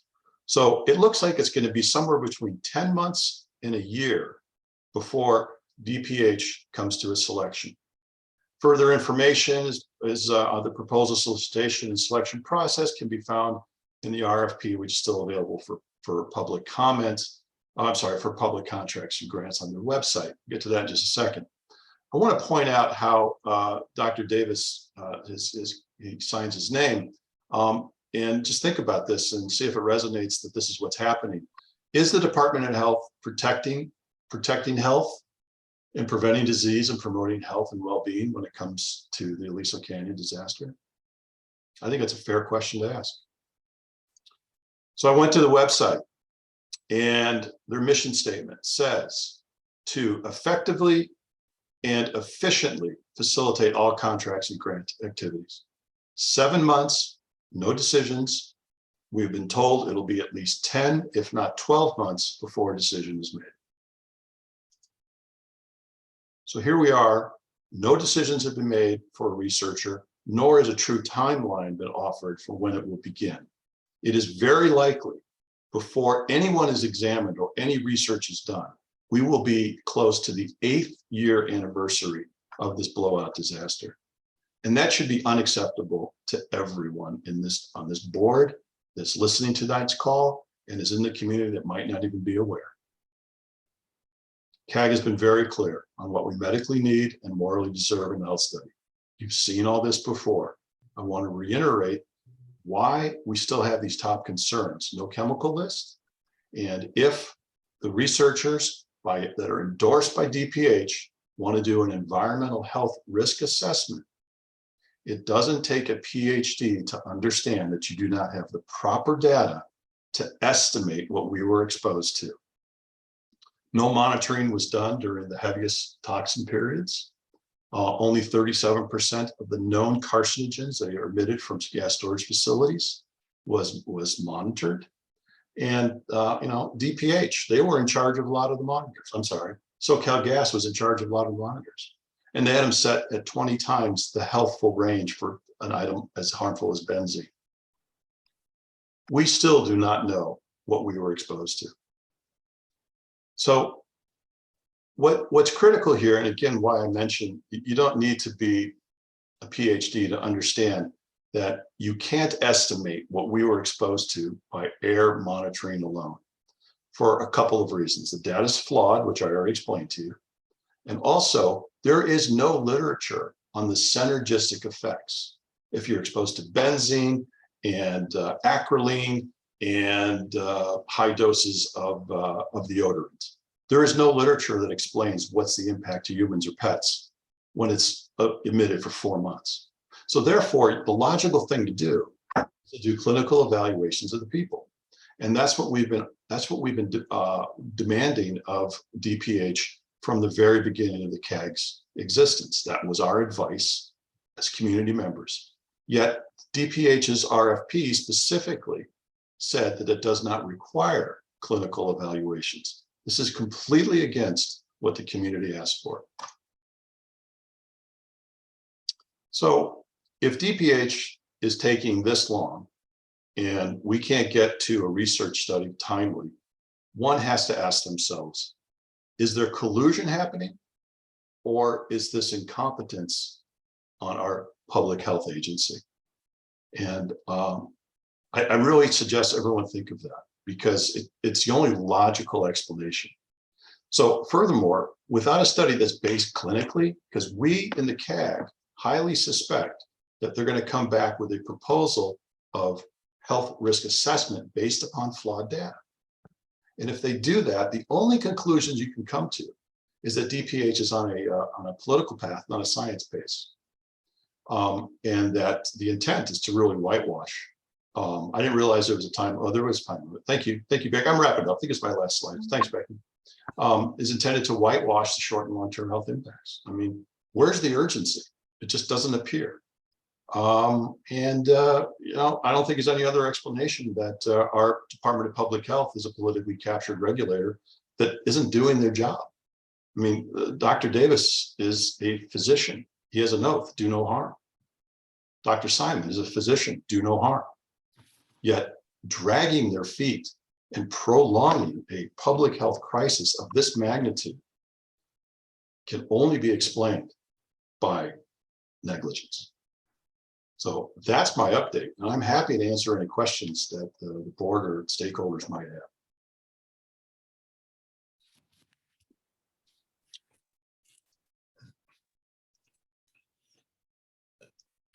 I'll take a stab at a question, Craig.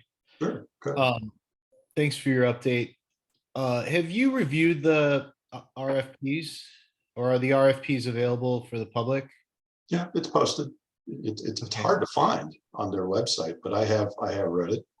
Because maybe it would be a good idea if we have a presentation on those particular submissions, because although it says that clinical studies are not required, perhaps some of the RFPs do include clinical evaluations, and potentially the neighborhood council could take a position on which, just like we did with Argos, I think, in the air monitoring side, I think that it might be interesting to the community to see what the different proposals are. So maybe that's something you can work on with Gabriel or whatnot, but that's just kind of a comment that I had. Thank you.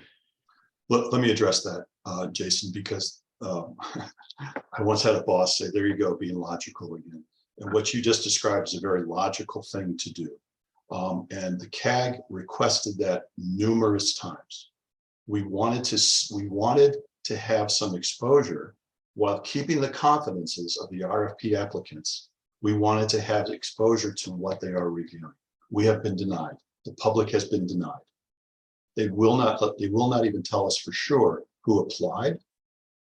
And my counterpart, Brandy, exactly to your point, Jason, Brandy asked if at least we could find out of the ones that have submitted applications, did any of them have primarily a clinical evaluation?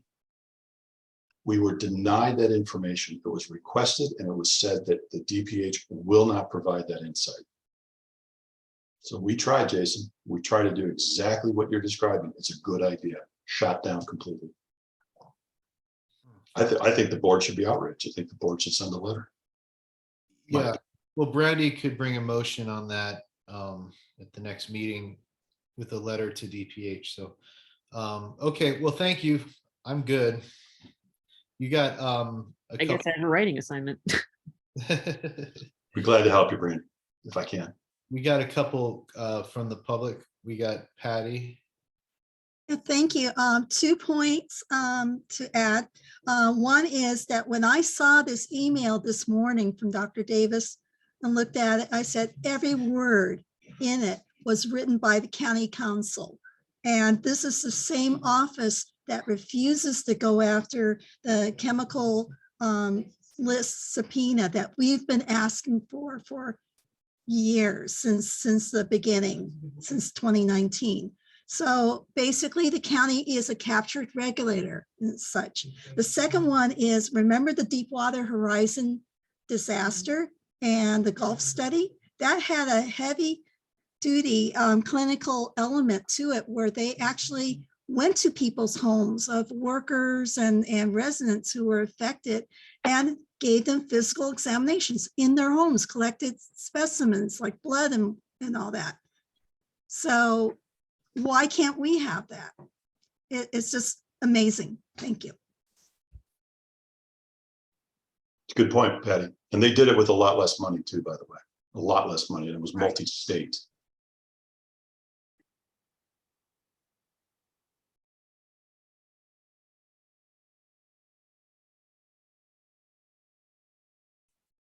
John. Okay, very good. I'll try to make it fast. Craig, how are you doing? Good, thank you. Yeah, John and Michelle Hales. We've spoke on and off over the past couple months. I brought up the question to you in regards to testing the water. I decided to make an unprofessional approach at this, so I went to Sheila Kuehl's field deputy, Blake Clayton. And after 2 months, I'll read a couple of sections. I got his email back. After reaching out to public health, they shared that they didn't handle a test at Aliso Creek. However, as you may know, the state's water board responded to the gas leak and took care of the water quality testing. Further down in the bottom, it says, however, the groundwater investigation was shared and showed still to be ongoing, and there's nothing that they could share. So trying an unprofessional approach to get a response out of the water, and they did confirm that from Aliso up there, the water, underground water is coming out into the creek that comes across the valley. And this is something along the same line you had, but it shows that no matter who asked for it, they got that big lock on that information. They're not sharing it. Thank you. Thanks, John. I mean, that what you experienced is systemic with everything that we encountered with DPH when we challenged for more investigation. Remember, they have not taken the temperature of a single resident in over 7 years, in nearly 7 years. Dr. Nordella, an independent physician, did more for this community than the Department of Public Health, and they have $25 million.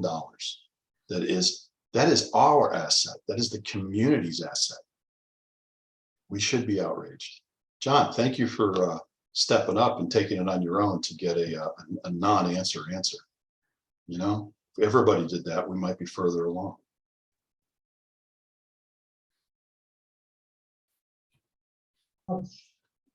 You're up, Mike. Hey, Craig, how you doing? Hey, Mike. Just, you know, as a member of the CAG as well, I wanted to just reiterate what Craig was saying. I think it's just a shame that the supervisor would not direct DPHS to subpoena the records for this chemical list, which is essential to the health study. I also want to interject that the allocations that are being paid out to people now is going by a point system, and that point system is strictly having to do with where they live, and not people who, let's say, they go to the gym, they go hiking at Lincoln Canyon, et cetera, et cetera. It's pennies on the dollar, and it's just not fair. It's not even covering people's medical bills. It's just wrong. Thank you. See you, Thanks, Craig. Mike. Yeah, thank you, Mike. You know, we approached both Catherine Barger and Sheila Kuehl, both to lobby for the community to get this health study pointed in the right direction. They weren't having it. This is a cover-up, guys. We are living through a cover-up of what happened and the harms to our health. And you wouldn't believe it unless you lived it. And you can ask any one of the CAG members. I think they would agree. It's sad, isn't it? So if Brandy wants to bring forward a motion, I think that would be great. Trust me, DPH is going to try and sneak by the proposal of who they're using as the researcher. They're going to do a very short 30-day window for public comment, and they're going to claim that they've got enough support from the public that they don't need a clinical evaluation. And if we do not make a stand, and this neighborhood council has an opportunity to rally the other neighborhood councils, because we are 0.0, then they are going to do exactly what they intended to do over 4 years ago and come back with a study that says it's inconclusive, it requires more research. We don't think there was enough in the air to harm people, yet they never looked at a single person. I'm telling you now, this is where it's going. And, you know, yeah, I get passionate. You might not believe me, but if you ask a Patty, you ask a Mike, you ask a Brian, you ask an Andrew, you ask a Lori, you all know these people personally. They will tell you the truth. They won't sugarcoat it. And I think they would agree with me. Or Dr. Hector, Jason's father, who has been a staunch proponent of you must do a long-term clinical evaluation. He's an MD for some 38, 40 years. He knows what he's talking about. He's trying to protect you. We all are. Okay. You guys can't have a conversation with an oncologist. You can't have a conversation to discuss your immune suppression, because we don't know what we were exposed to. So you can't have an intelligent or informative conversation with your own physician. How wrong is that? What kind of violation of personal harm is that? And it's of an agency that goes by the name of public health. How is this possible? And then you look at what happened to in our city council. We have no trust in these people. They haven't earned it. We should be outraged, and we should let them know. I'm done. I think they're good.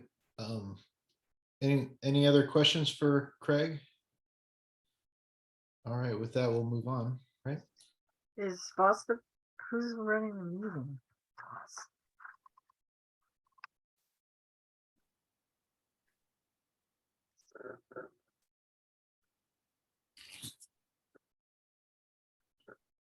We'll bring Dawn in now, right?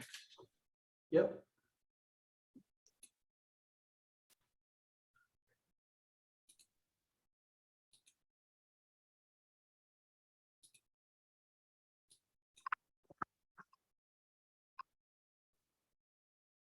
It's a joint effort, Becky. What? Okay. I'm helping him on the I technology. know we're going on 2 hours. We might want to take a break. Does anybody need a break for any reason? I could use a break. You want to get through Dawn and then we'll take a break? Does that sound good, Voss? Okay. Okay, I'll keep it quick. quick. I do not want to interrupt anybody's breaks or anything of that nature. That would be horrible. Just a really quick update since our last month. Just quickly on the technology side, we currently have 4 methane monitors deployed out in the community, all collecting data. We've also installed a benzene air monitoring system. I knew that you guys wanted that as an obvious priority. So we made that happen. We're actually going to have a second benzene monitoring system out in less than 2 weeks. And we've actually got more technology still than hosts at this point. So I have more methane monitors I'd love to put out. I've got some more benzene systems I'd like to put out as well. And we are starting to migrate them from the kind of the temporary locations with the community volunteers. We're actually going to be installing a lot of these starting very soon in their permanent locations. So things are actually moving really well as far as getting technologies deployed. The long path, which is going to be ultimately the big fence line system that we are planning on getting installed as quickly as we can. We've got all the shelters. They've now arrived. All the vendors are starting to put their systems together. So we're hoping early November, mid-November to actually start with some of the long path systems. Bottom line, a lot of technology coming out. We're getting a lot of data. It's, and we have a website where you guys obviously can go and look at it anytime you want. When we do deploy systems, to be upfront about this, when we set a monitor out, we're collecting data the minute we turn it on. Okay, and that's your data, and you'll have access to that. We don't put it on the website right away because we are I'm worried that we don't want to have like a false detection or something like that occur that would end up causing people undue concern. So what we do is we collect all the data. Once we're comfortable that it meets its quality assurance standards, all of that will be put back onto the website. But all of it's recorded and all of it is independently held by us and made available to you, whenever you want it. So like I said, things are actually moving quite well. We're really getting to the point where I want to offer up to the community of Porter Ranch some of our expertise to actually sit down and kind of help explain the data itself. We actually do this for a number of different communities where we have air monitoring equipment out, and we actually have a meeting we have. It's available to anybody who wants to join it, aptly named every Thursday at 8 a.m. It's called the Data Geek meeting, where we actually go through the data itself and kind of explain what we're seeing, how the instruments work, what may be of interest to a community. We bring in we have some young staff who are very, very bright and talented, and we kind of make them the moderator, but it's very community welcoming. We actually want community people to come in, actively participate, ask questions, things like that. We also record these meetings so that if anybody wants to see them, if there's something about the data at Porter Ranch people might be interested in, they can actually get a copy of the meeting itself and see it. But again, I really think we're in a good shape. We got a lot more technology out. We've got a good pipeline of this coming, and it's just a matter of just, picking up one system after another, getting it out there, making sure the data is really good, getting it on the web for everybody to see. So again, I'll happy to entertain questions, but I don't want to mess up anybody's bathroom breaks or other breaks that they may see me. And Yeah, I'll- happy to take questions, so. I just had a quick comment, I guess. You know, I go on Google and I search Porter Ranch methane monitoring to try and find, you know, the website. Maybe you can put it in the chat and we can, you know, add it to the website. But unfortunately, it brings up the old, well, the Air Resources Board monitoring from a long time ago. And then it brings the old fenceline.org page, which is all offline. And then it's other news articles and things. Well, and so what we can actually do there, Jason, because we still run that old fenceline.org, we can redirect Yeah, I think you directly should. over.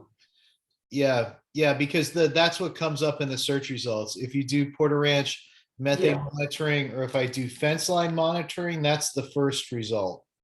Okay, I'll make sure that helps. we do that. Obviously, as more and more people use it, it will show up higher in the Google ranking, but since that Well, site's already there, if- we'll go ahead and just redirect people directly to this new site. Yeah, I think that's good. And then if we put it on our website, that will also help it come up in the results too. Sure, yeah, that'd be great. Thank you.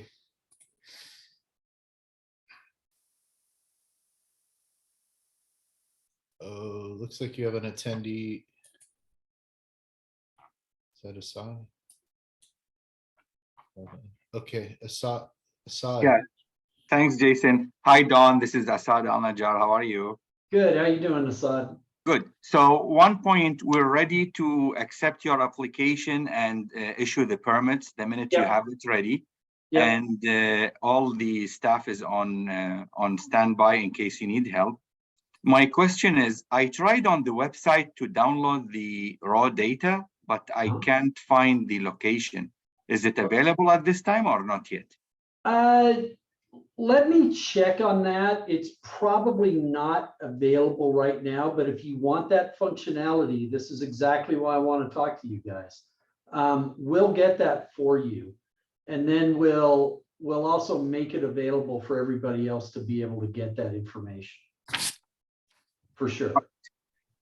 Yeah, because I figured Gabriel and I have some models and we figured if we get the Excel, we could, you know, do our own graphs and interpolate and, you know, interpretations and all that.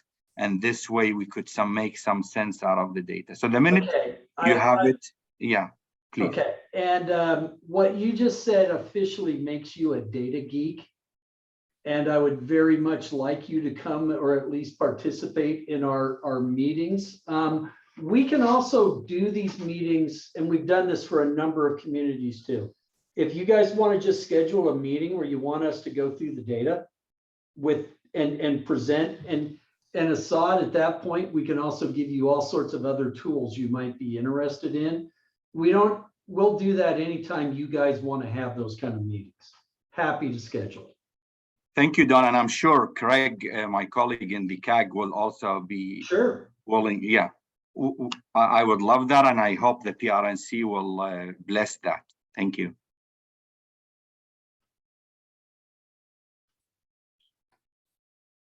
Yeah, however you guys want to integrate that in, we'd love to do it. I mean, our biggest job is to answer what I call the so what question. Right now, we have a whole bunch of instruments collecting data. We want to put meaning to that for you guys, so you get something out of it. And I think you're going to be amazed to see that this equipment is just phenomenal. And other places we've had it set up, we're doing groundbreaking things that honestly communities have never had the opportunity to see. And it's attracting a lot of attention from academics and regulators and things like that. I mean, you've got the Cadillac system or whatever the best of the best is these days. And we really want to make sure that you guys get the fullest use out of that information.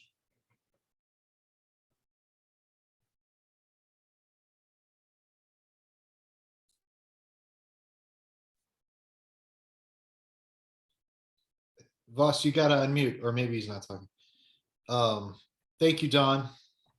Thank you, John. Thank you, Assad. So we will be having a break for 5 minutes. Now it is 8:19. We'll be back at 8:24. Thank you so very much. Appreciate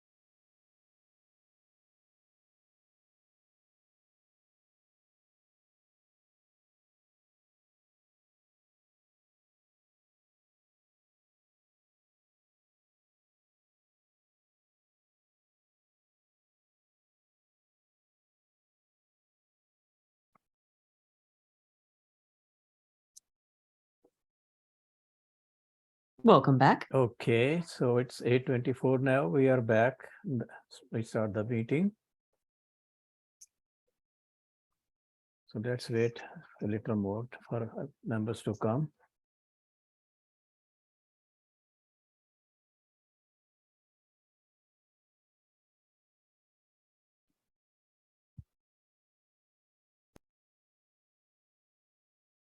Okay, everyone here? Here. Okay, Here. Hilda? Okay, Hilda? Here. Yeah. Okay, thank you, David. Okay, next item is discussion and possible action to install Becky Levac as treasurer. Becky, do you accept this? You are unmuted. You are muted. I second it. Thank you, David. I do, yes. Okay, I make the motion to install Becky Levac as treasurer. So David Bellin has seconded it.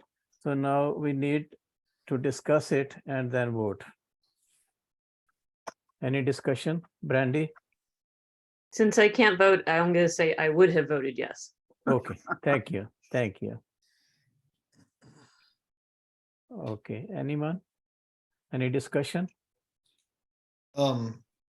I'll just speak to like the logistics of it and just let Becky know that, you know, I'm happy to help you with anything you need and any questions. And I totally think that Becky, with all your experience and, you know, it's a good opportunity to step up and really learn. Have you done your financial training yet?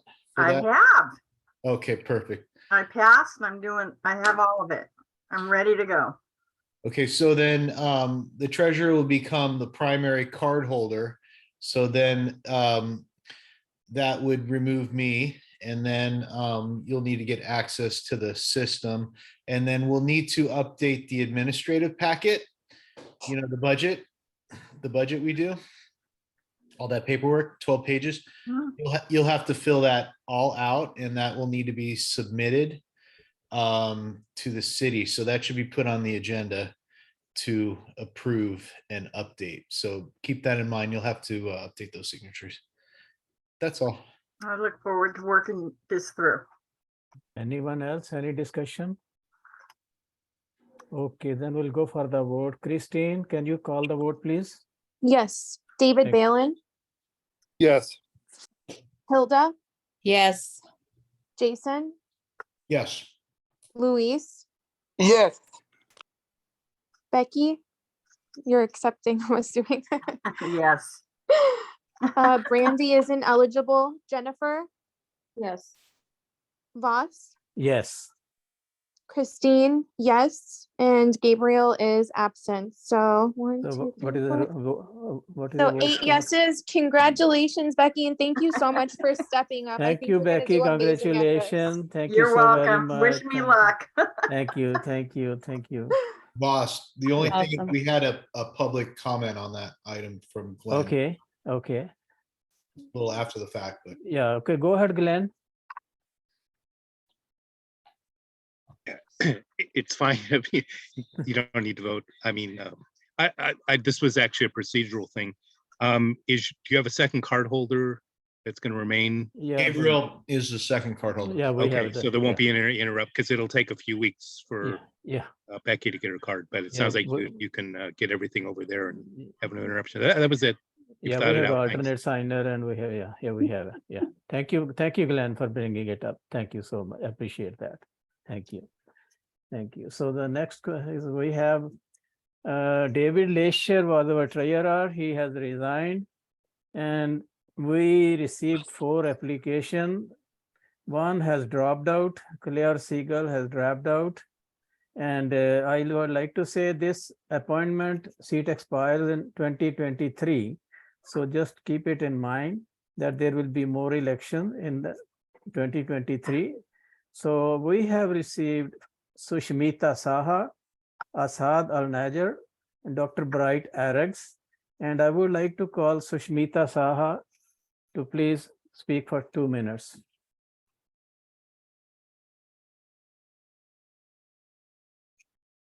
Is he there? I see Dr. Bright, I see Assad. Let me see. Sushmita. Let's just bring in all the Okay. Candidates. Okay. I brought in Assad and Dr. Bright. Braggs. If there's any other candidates, can you please raise your hand? I don't see Sushmita here. No. There's Assad. Did Dr. Bright get in? Let me see. I saw Dr. Braggs. The Yeah. name. Yeah, here he is. Yeah, yeah. Can you bring him in? I tried. Let's see. Okay. Give it a second. Okay.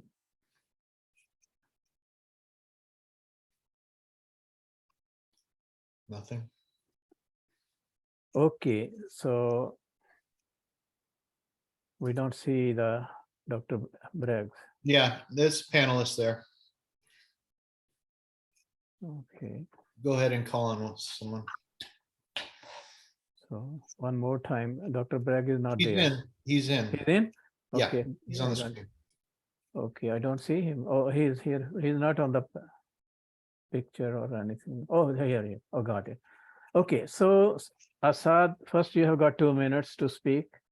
Please, go ahead. Thank you, Mr. Vice President. Thank you, the board. I'm Asad Al-Najar. I'm a civil structural professional engineer who has been working for the city of LA for over 33 years. I've been living in Los Angeles over 40 years and in Porter Ranch since 2003. I've been involved with the PRNC from inception, and I've been serving on the board member in the PRNC. And I was the former vice president until June 2021. I was part of the many committees and continue to serve in the committees even when I'm not on the board itself.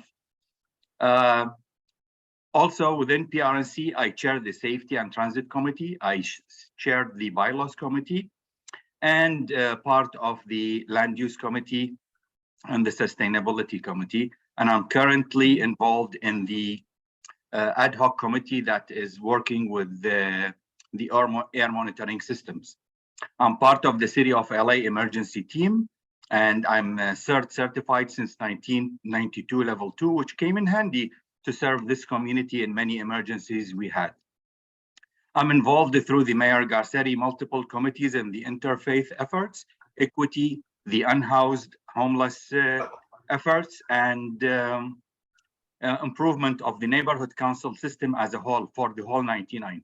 Through my profession and through my 30 hours of volunteer outside my work, I serve all the 99 neighborhood councils. I'm heavily involved with VANC, LANC, and I was joined with the VAS at the Congress recently. I've delivered for the city of LA and Porter Ranch many award-winning large-scale projects.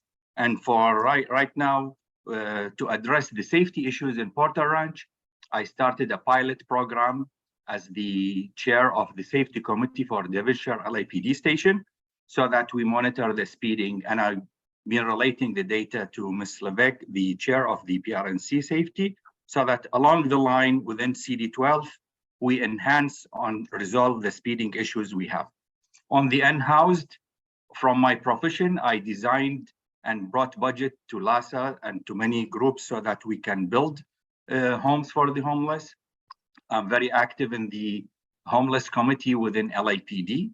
And last night, actually, we had our monthly meeting, and I continue to serve this community. I'm planning within my city job, my political ties, and once elected back to this board, if you vote for me, to make Porter Ranch a much better improved place, since we've been having a lot of issues that take us downhill. Thank you for your time, and I'm counting on your consideration, and I hope you vote for me. Thank you very much. Thank you. Dr. Bright? You are muted. Thank you very much, Mr. Chairman. My name is Bright Abraham Ares.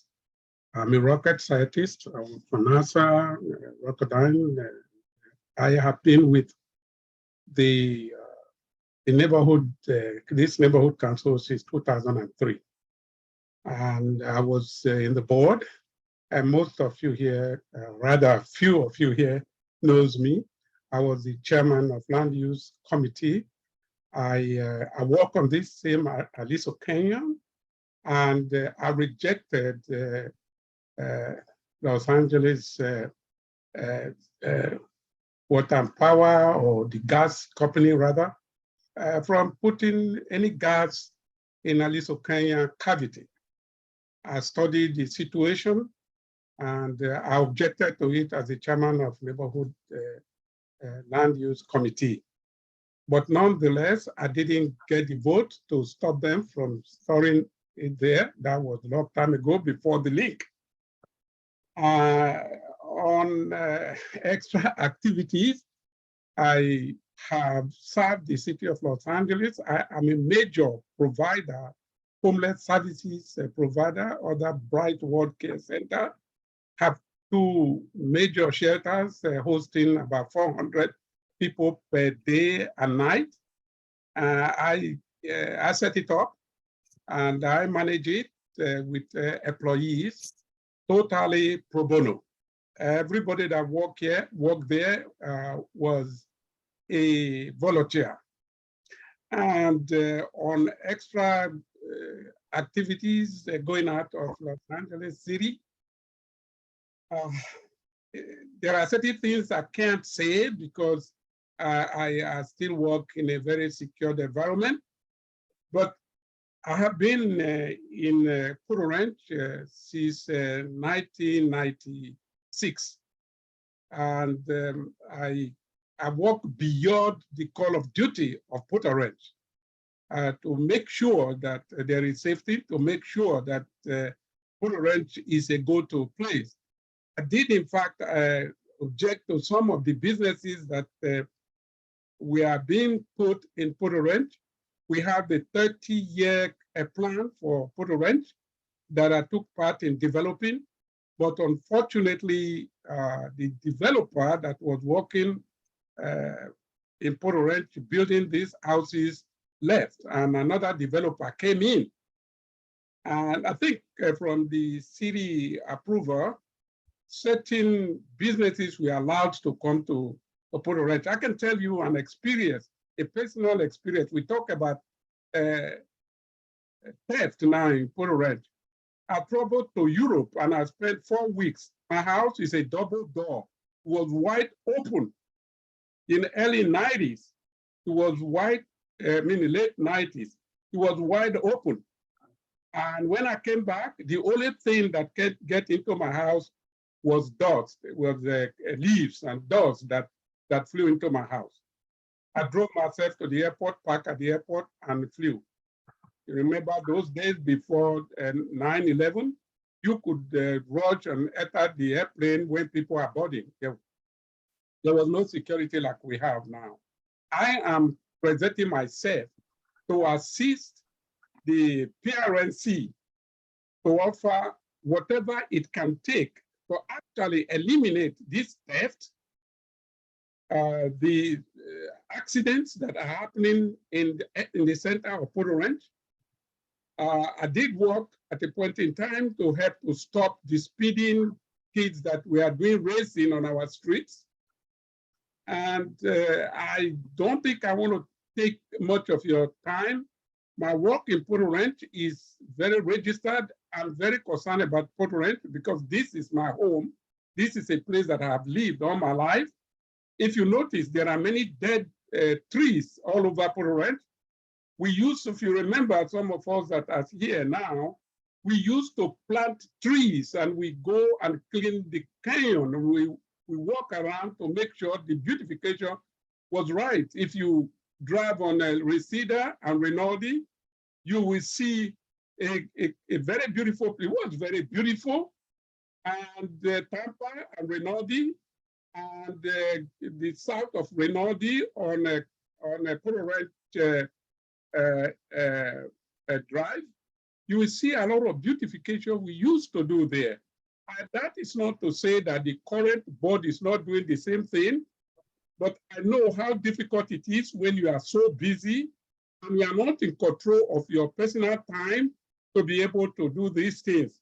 So to go beyond the call of duty. Your time is up, Brad. All right, thank you. Thank you. So board members, any questions? From Asad and from Dr. Eric. You got Brandy. Okay, Brandy, go ahead, please. All right, I'm going to put you both on the spot and try to see how you handle controversy. So there was an issue that was brought up quite a while back that kind of split the board. And I want to see how you two would respond to this. The board member that began it had brought forward a motion in which it was a letter to the city, and it involved some wording along the lines of that we had to reckon with Los Angeles's history of systemic racism. And some of the board members supported this, and some of the board members and stakeholders, and some of the board members and stakeholders insisted there was no history of racism or systemic racism in Los Angeles and were against it. Motion kind of died. But if you were asked to comment or vote, what would your take have been on that idea?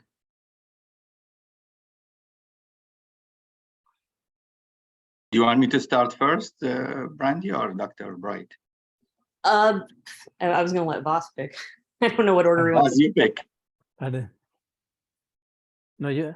Who is taking the question from Becky or Brandy?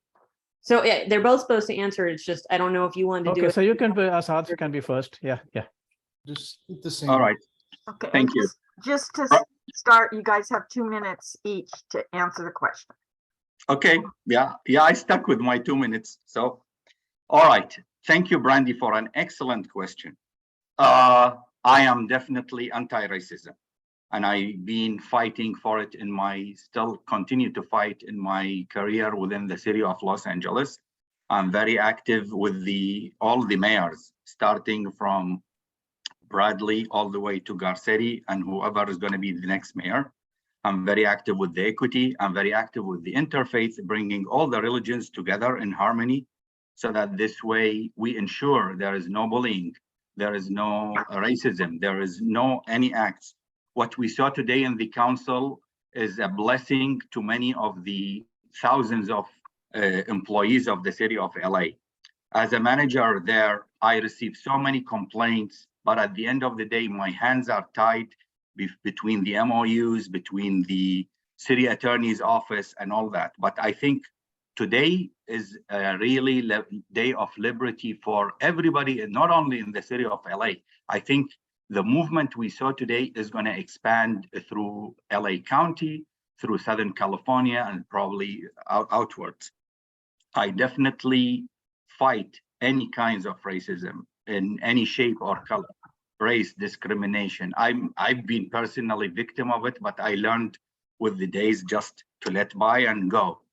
So definitely, and this board has been wise in many issues and has been making a lot of wise decisions. And along the line, I think PRNC is setting an example to the other 99 neighborhood councils. If you go to the other neighborhood councils, you'll see how ugly they are, how there is all fights. I don't want to name them, but some of them that are 8-9 miles away from here facing this. Thank you very much. Thank you, sir. Breck, Eric. All right. It is easy to criticize or to take side on systemic racism. I've worked and lived in England, United Kingdom. There is racism. I have lived and worked in Africa. There is racism, except that that is not called racism, it's called tribalism. And within the tribal setting, there is sectionalism. And within the section setting, there is what you would call nepotism. This thing is everywhere in the world. Of course, when I was very active, I was the president of Black Workers for Boeing Company, Space Division and Non-Space Division.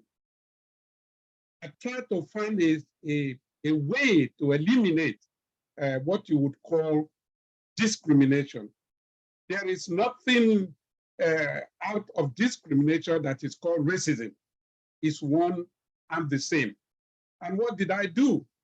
We have a lot of Asians that work, non-scientists that work in Rotterdam.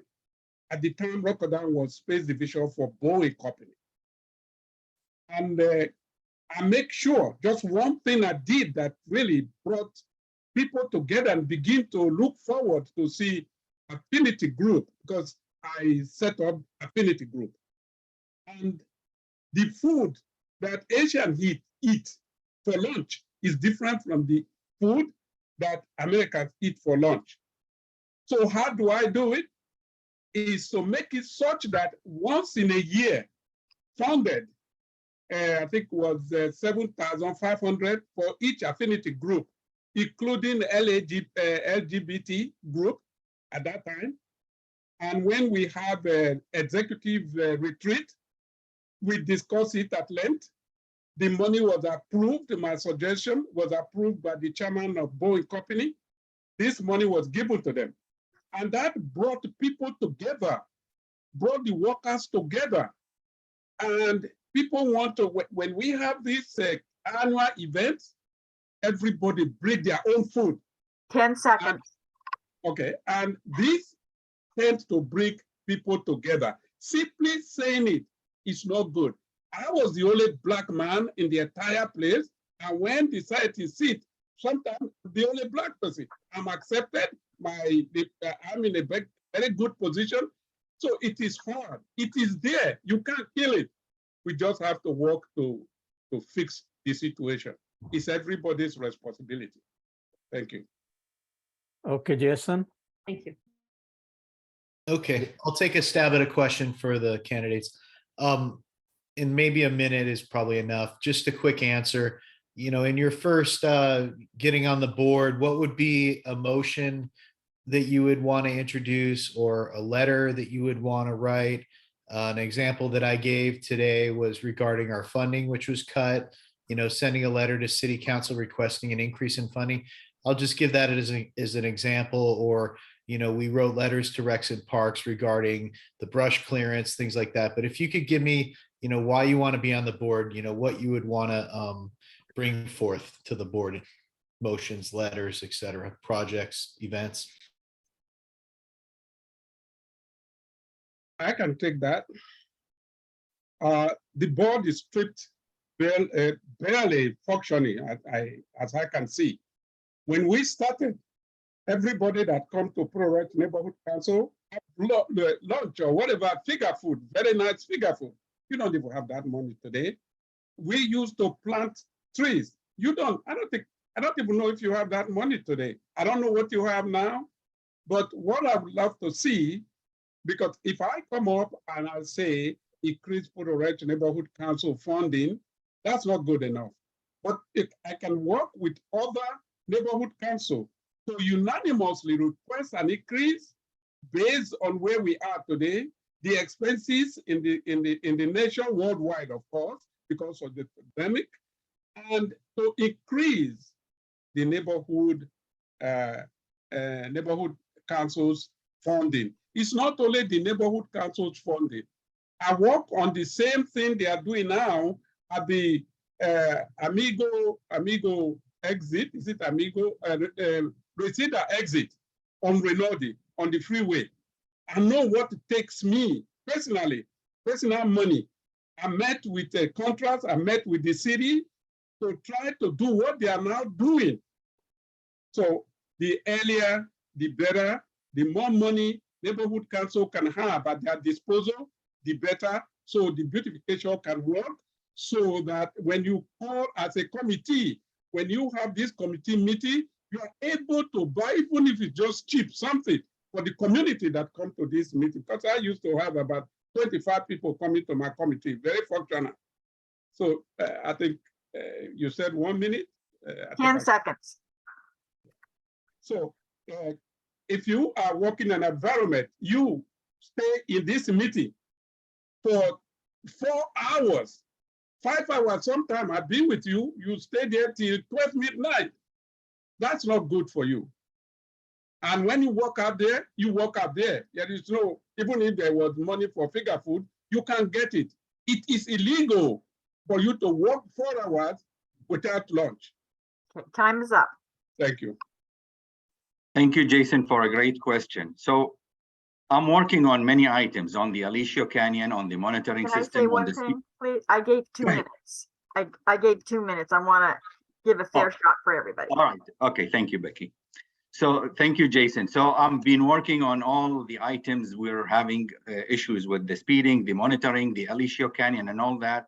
And as far as the budget you mentioned, I'm working through the mayor's office, through the mid-year budget. We're trying to increase the budgets. We're trying to increase the resources for the full DUND and the NC system. And there is a lot of items in the pack going on back and forth to the CAO office.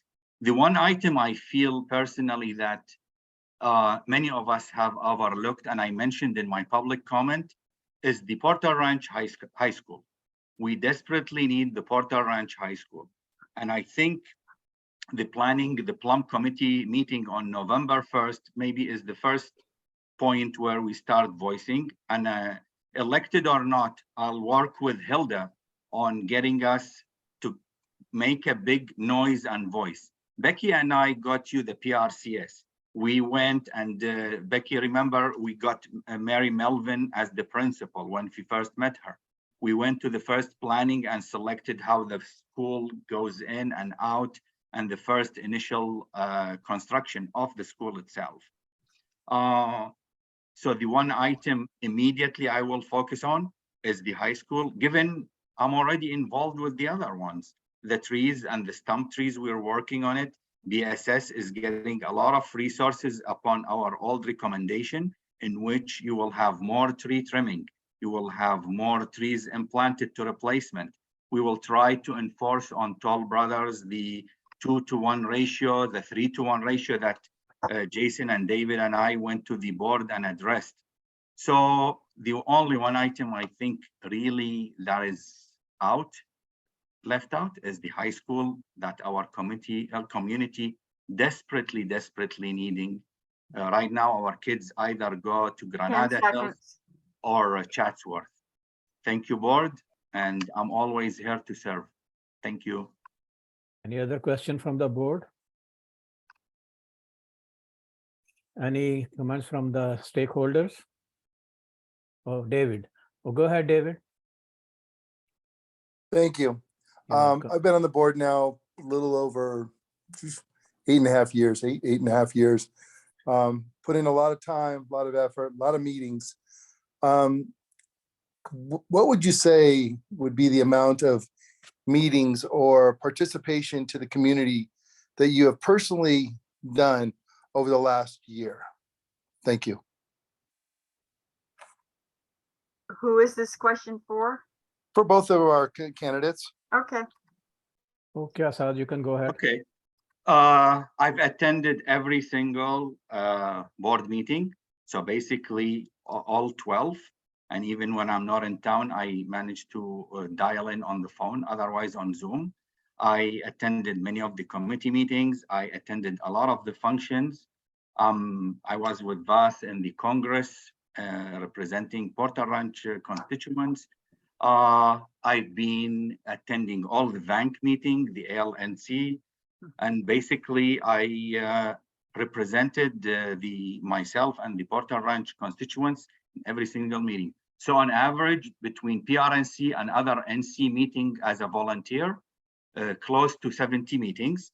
On average, I spend 30 hours a week alongside with David, with Jason, with the different board members, between the homeless, between the safety, between the different functions, promoting PRNC.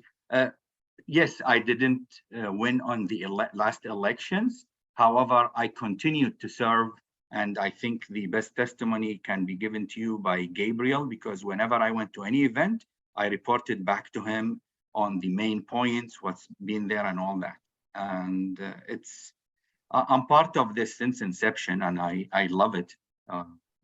In the past decade, over 100 meetings. Thank you. Dr. Eric, you have a question, Becky? Nope. Okay, Dr. Eric, please. Thank you very much. What I've been doing since summer until the close down of the Rinaldi and Amigo Street is to have a camera set on that junction, because the accident still continues. So I set a camera. Anybody that wants the data, I can release the data for them. When that road is fixed now, the timing of the lights, people stop and go. I will still, whether I'm in the council or not, I will submit my data to the contracts and the city. Thank God, one of the city members live in Porto Ranch here that I've met quite a few times. Now, on the homeless situation in the entire Los Angeles, you see there is, if you drive from, if you are going east from 7-Eleven, on your right-hand side, you will see a truck parked there. Across the street there is a lot of dump. God knows where those dump is coming from. Now you drive all the way to the east, you will find about 4 or 5, I think it's when I went there, we had trucks parked there, homeless services. I took this to the board, the Homeless Services Authority. Is a body made up of Los Angeles County and the city of Los Angeles. I reported the issue. What is happening? I'm not saying that there are no homeless people in Beverly Hills, but you don't know where the pickpocket and the breaking into the houses are coming from. 5 seconds. All right, that is why I said earlier that I will work to make sure this still comes down, pick down, monitor them day and night, and report them to the right authority, like the police department. Thank you very much. Mr. Vice President? Yes, please. Just one comment, if you allow me. Yeah, the please go ahead. camera on Amiga and Rinaldi, I'm the designer for Amigo and Rinaldi. We were not allowed to install any cameras on Amigo and Rinaldi because of the fact we have ordinance in the city of LA disallowing any cameras. However, along the line, part of my smart city design, we will be implementing a pilot under the jurisdiction of CD12 to have some cameras in. However, that specific intersection, per the city attorney and the ordinance, we cannot install any traffic cameras, unfortunately. Thank you. Any Can I other just question? rebut that? Can I rebut that? Okay, go ahead. The camera I'm talking about is not speed camera. Is a security camera. The entire port rent, there is a group, I'm sure some of you are a member of the group, that everybody have camera surveilling the community. When there was pandemic, the people that deliver food to you or materials to you, they will drop it and turn around and pick it up again and go. That is how we were able to stop that. Thank you. So I have a question for both of you. You know that board is members of the board are like a team. So everyone has to do something to be accommodating to the other one. So how do you think that you go well with the teamwork and you have family or other attitude towards each other? Thank you. I can take that. Okay. You realize, we could still recall, Mr. Vic, you recall that in those days we had members of each committee have to attend the other committees' meetings, whether it fall on the same week, day after your own meeting. And secondly, we have a get-together where we bring our family. You can remember we used to use the Puro Ranch golf club houses, and we come together in this way. And at the meetings, we are just like you guys are now, because I've been watching, I've been coming to these calls. You guys work together. The only thing I have not seen is when you fight for a particular motion that comes up, to see how you fight it. I think it is very, very easy because we are all educated people, enlightened people, people that live in, that work in organizations where difficult decisions are made. Thank you. Thank you. Asad. Thank you, Vas. Well, Vas, you and I both come from the city of LA system. And, you know, we both led many teams. Up to date, I lead very successful teams. The team I'm leading right now is in charge of the design build of the 35 trains that you see going on in Los Angeles. Historically, throughout my career, and now just speaking about myself, if you ask any of my colleagues, I build the top-notch A+ teams that deliver ahead of schedule and within budget, and sometimes even below budget. In regards to PRNC, I work closely with all the team members. I work with David, Gabriel, and Becky under CPAB LAPD. I work with Jason closely to get all the service requests through the trees, through the street lighting, through the wire theft, and all these together. I haven't had a chance to work close with Hilda for the schools, but hopefully soon we'll be working on getting Porter Rancho High School. I worked with Vas and Becky to get the bylaws that we have today revised. Yes, we disagreed on items, but at the end of the day, disagreement is good because it gets a lot of ideas and concepts out of the box. And then in the end, it's for the benefit of PRNC. Please go ahead. Yeah, sometimes I might be too vocal, but it's at the end of the day, I'm a sweetheart. I listen and I deliver with you all what is good for our community. Thank you. So if I may ask, what are the priorities both of you have to develop the Porter Ranch Neighborhood Council or Porter Ranch community area so that we have a close-knitted community, and if they should be able to think that they can come to us if they need us. So how can you get that feeling in the community, both of you? Okay, I'll start with this. So basically, to expand on our outreach, we've been doing a great outreach, and I think the next opportunity is going to be the Granada Hills, in which, the Granada Hills, in which we can do a lot of outreach, get the community knowing. The one most success story close to my heart for this year is getting people to get finalized on the CERT.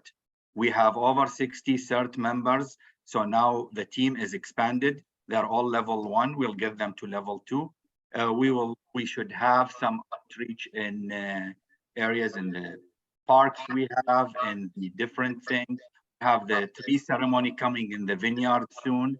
So that should be an opportunity. And I'll work with Christine and the other members to get the outreach going. Yes, we are known and we should be more known and we should have a voice and mostly listen. The NC system was established as the bridge between the constituents and the councilmen and the mayor office and the city hall. So this bridge, because of COVID, has been like too loose, but now is the opportunity we expand on it. And I have a lot of ideas and concepts that we can enhance on as we did before. Thank you. Dr. Arek? Right. I'm a visiting professor for Keller Graduate School. I teach a terminal degree students. A lot of them are in this valley. A lot of them are my co-workers that has not had their terminal degree yet, PhD that is. And I'm exposed, very, very exposed within the city that I live, including Chatsworth, Granada Hill. You remember when Granada Hill was trying to extend their reach towards the Aliso Canyon. And when they were trying to create double bike lanes that they have now, we worked with them. We brought all the neighborhood council that were connected. We brought them. But now that I'm in the campus, and of course, I'm a visiting professor, a senior visiting professor. And I'm in the campus and I'm dealing with these people. Very easy to reach them, to reach their individual neighborhood council, to extend even the reach of Porto Ranch. Today, Porto Ranch is from the north of the freeway. But if you just go down to Derbyshire on Tampa, you will see a big sign there that says Porto Ranch for that community. They want to be part of Porto Ranch. Porto Ranch has not expanded since it was set up. We still tied to the north of Rinaldi. A city without the inner city is not really good. And that cannot even inner city when we get it to Derbyshire. And to do this, we have to work with the city planning. I think this particular topic was on our 30-year plan. I don't know how it died. I left, I came in 2003. I left the neighborhood council in, I think it was 2014. So I don't know, I lost the election, of course, it's not that I quit. So I think we can work together with our neighboring neighborhood councils to work in tandem to be able to promote what we do and expose us more. It's unfortunate now that we are holding these meetings on the Zoom. Before, you know how many people come to our neighborhood council. I work with the veteran administration. They came to us, even though they are not in our city, if you remember. So we can be it again. This was it before. The Porto Ranch Neighborhood Council was the top, and we can be it again. Thank you.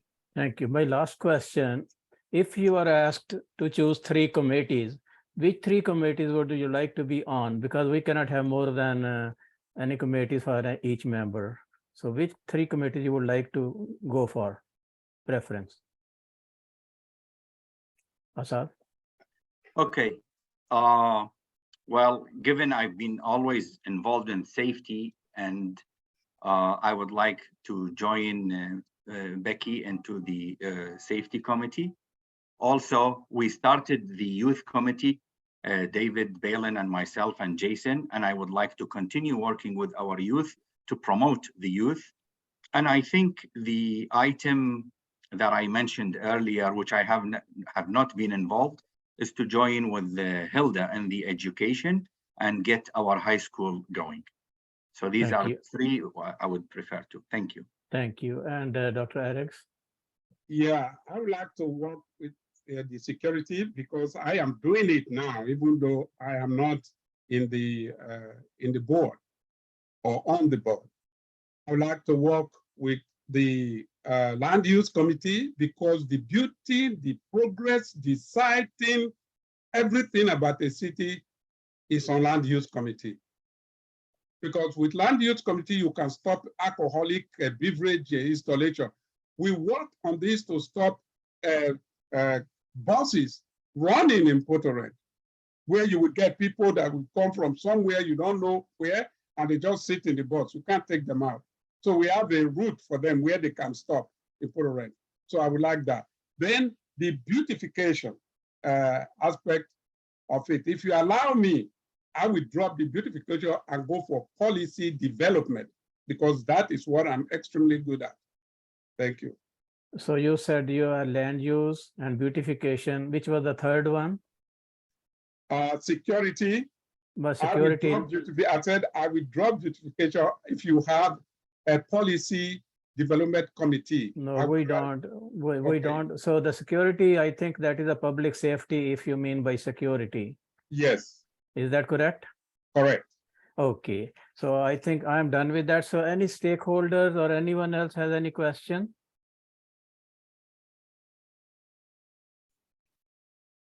Then I think we should go for the voting. Christine? Yes, okay, perfect. So let's see here. David Balin, Mr. Assad on the jar. Hilda, No.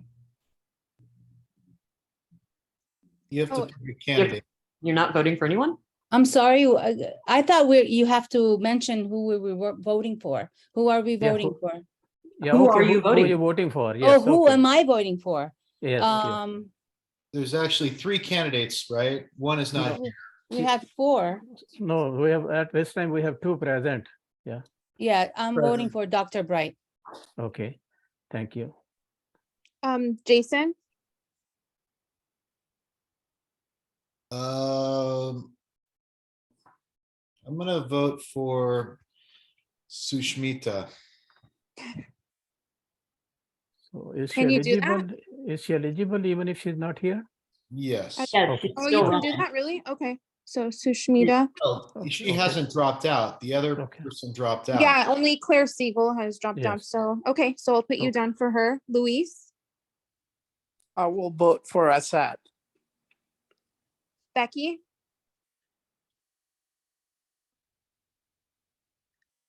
You're muted, Becky. So sorry. I'm voting for Dr. Bright Erics. okay, and Brandy's ineligible. Jennifer, This one's so hard, and I think both of you guys did so well. I will go with Bright Erics. Voss, Yeah, the same thing is it is very hard for me. I'm just thinking because both the candidates are having so excellent background and experience.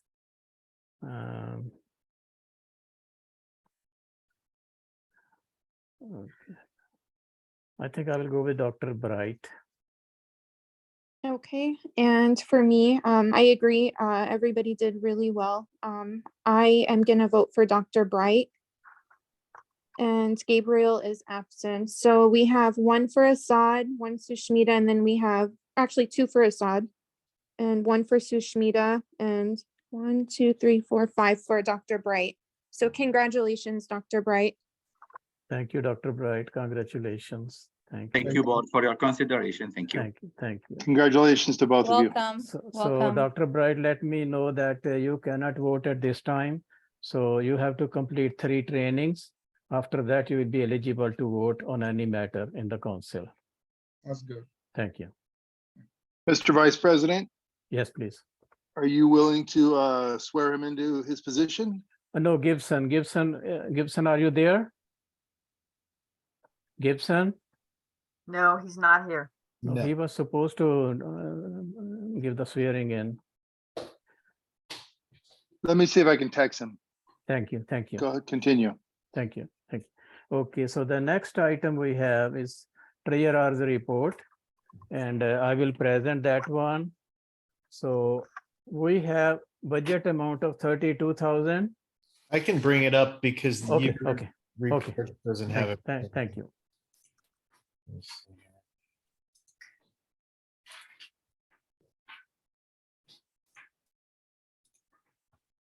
Okay. So budget amount is 32,000, as you can see, and expenses to date are 9,203 and 78 cents. Total outstanding is 1,807 and 50 cents, and net available is 20,988 and 72 cents.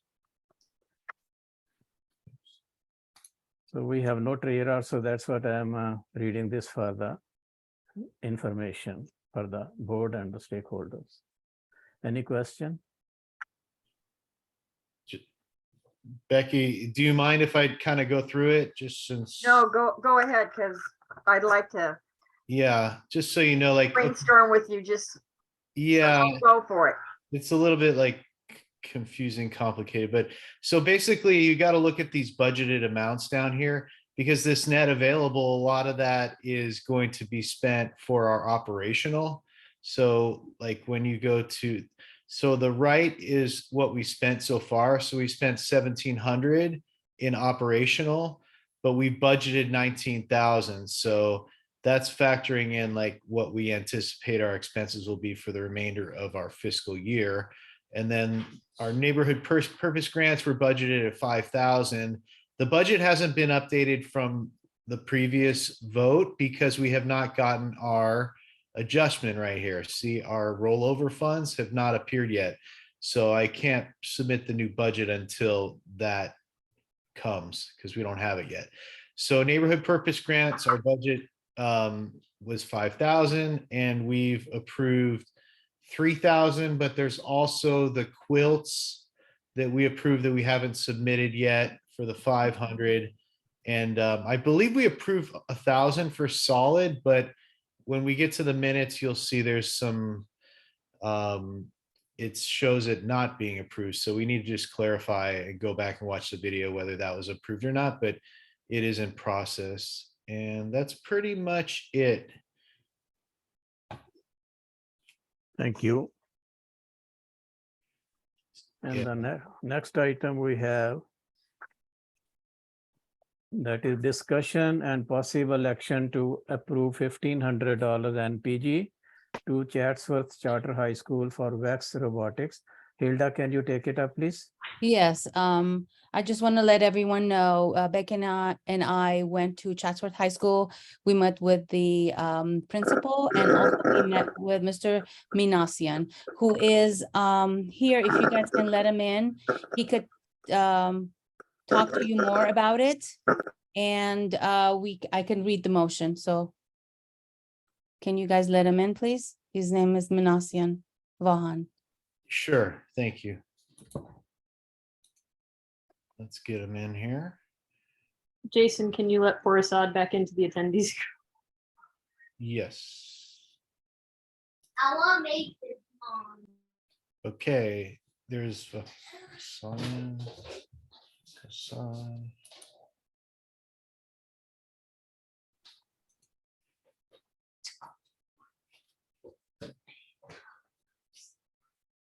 Oh, there's Vahan. Okay. We can't hear you. He's working on his He's working on it. Yeah, yeah. No pressure. Go ahead, Hilda, tell us about what you No, they were so respectful and they talked, you can tell they care about the kids. And they just, he knows more about what he's gonna present or tell us where the money's gonna go, what 1,500. It was really more that they need. Can you hear me now? Yeah, please. Great, I Jump really in. appreciate this time and thank you for all you do for the community. Yeah, just a little background about myself. I'm born and raised and pretty much lived here all my life. I actually went to Superior Elementary, Lawrence, and Chatsworth. I remember riding my bicycle around the dirt where most of the homes are right now above the freeway. I'm the founder of the Gifted STEAM Magnet Center at Chatsworth Charter High School, where we're focusing on information and communication technologies. Of course, we want to make sure that I've worked at Chatsworth for over 20 years, and it's really great to see on this side. It's been 8 years to get this school off the ground, and we're now in our 3rd year. We want to build a robust engagement opportunity for the kids.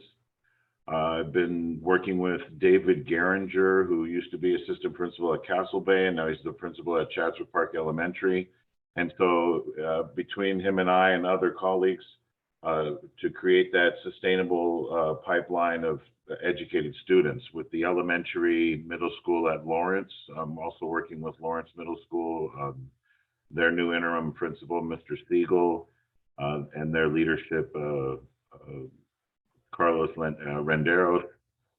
Of course, Miss Melvin is my boss's boss, and I work very closely with her as well. So we have offered our site to host a league. It's the VEX IQ League, so grades pretty much 4 through 9. We have 24 teams coming on board on Thursday. Actually, is our first event, the 20th. So you're more than welcome to stop by 3:30 to 8 o'clock and just check it out. It'll be our first time hosting. We did purchase 2 robots, the VEX IQ kit. Right now I have a few kids coming from Superior and a few kids coming from Lawrence. We want to have 2 more kits, and so I'm requesting $1,500. They're $650 a piece, and I just think that, you know, I have a physics background. I've taught many classes on the campus, and when you see these kids light up, it's just amazing. Tomorrow, I will be taking a group of our high schoolers over to Chatsworth Park Elementary, and we'll be helping the 3rd grade class and the 4th grade class do their coding, and they're on VEX as well. Go ahead, sir. Jason has a question. Oh, yeah, I just wanted to say, you know, my daughter's in the all-girls team, and, you know, Geringer helped get the program at Castle Bay going. You know, we have the middle school team, and they love it. You know, it's so much fun. There's my roboticist here. And I just am so happy to see Chatsworth High School here in front of our board, because I know as long as I've been on the board, there really hasn't been any asks. And the fact that we can be here to hopefully support and help. And, you know, Geringer got us a fantastic coach. And, you know, I just want to mention that a lot of our kids go to Chatsworth or in the Chatsworth school zone. We're actually in the Granada, so we're slated for Granada, but I think a lot of the folks who are west of Tampa fall in Chatsworth. And I just am really excited to meet you and see that, you know, hopefully I just want to see things improve over there at Chatsworth, and, you know, if we can support it. So I'm supportive as much as we can. And, you know, if we don't have money, you can keep coming back. And we did give money to the Granada Hills Robotics team, I think probably 2 or 3 years ago. I think we might have given them about $2,000, $3,000. But, you know, I think this is really what we need to be doing as a board, giving money to help our schools. Appreciate that, sir. Good luck with the program. Thank you. Becky has a question. Have you received commitments from any of the other neighborhood councils, such as Chatsworth? I will be going to their next meeting. I'm asking them as well, and we'll see. That's in a few days, well, a little more than a few days, right? And what is your vision for when? I mean, you have a classroom for it already, and so we have what used to be a horticulture room. It's a classroom. It's near the back end of the football fields. We are building it out as a makerspace. We're actually working with Dr. Lilu at CSUN. There's a small grant that they're writing. I think it's the CSU systems due in November, and then the community gets, I think, a December or January due date. So the makerspace, I'm sure I don't need to explain it to this board, but right now we have a few robots that are being built in that, and we're bringing in engineering supplies. Yeah, I mean, the facilities are available and they're being utilized. We were co-located with another school, and the district has been very supportive in changing a few of the bungalows back to our campus. And so we want to utilize that space and fill it as soon as possible. The Chatsworth Library is also working. I've been talking to Mr. Strong. I always say his last name wrong. Sorry. Working with him, he uses more of like an Arduino system where he's not a Vex, he's more of a building it off the cuff. We do have the machine shop that can be working, CNC machines, laser cutting. So we have that there, the manufacturing side, but we're not, we want to be more productive than, I mean, machining is needed, that's not going away. But we want to build upon that with the computer science background and the IT background and the coding. So that's where I think the overlap with robotics fits extremely nicely. And where are you guys right now as far as the classrooms? Do you have the chairs? Do you have the desks? Where, if we gave you the $1,500, what would you do with it? Would it go to take the kids from one school to another, or how would it be used exactly? No, so we definitely have buses and parents that, can transport the kids. It would be, it's $650 for a competition kit for the Vex IQ system in particular. So we want to procure 2 of those, and then obviously from Chatsworth Neighborhood Council, hopefully we can get 2 more. And then that way we'll have a total of 8, roughly by the end of November, fingers crossed. And then building out a team.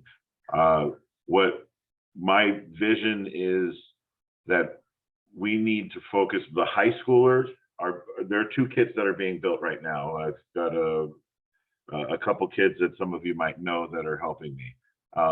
And so, but I want them to go to the elementary schools, and I want them to go to the middle schools and support those kids. And in doing so, they're learning and they're having fun. Last week, I took 3 kids over to Chatsworth Park, and they were sitting there with the 3rd graders, and it was beautiful. You all should see this. So I'm bringing over the video production team. We're going to be videotaping and interviewing the kids tomorrow. And so that way I could, make a sound commercial for all of you. Furniture, no. Furniture I'm not concerned with. We have big, huge tables in the room right now.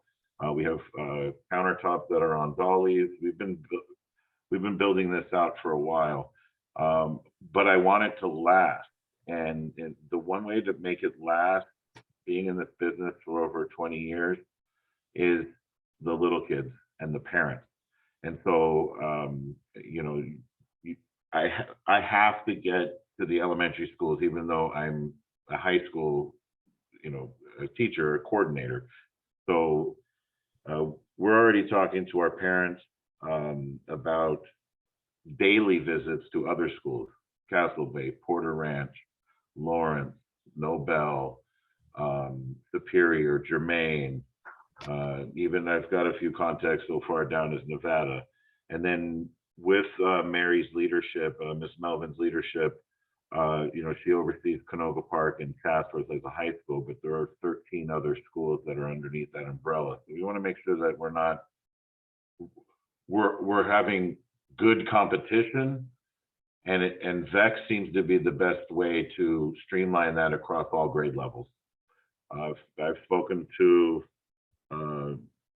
John Lee's counterpart, or not counterpart, but Ron.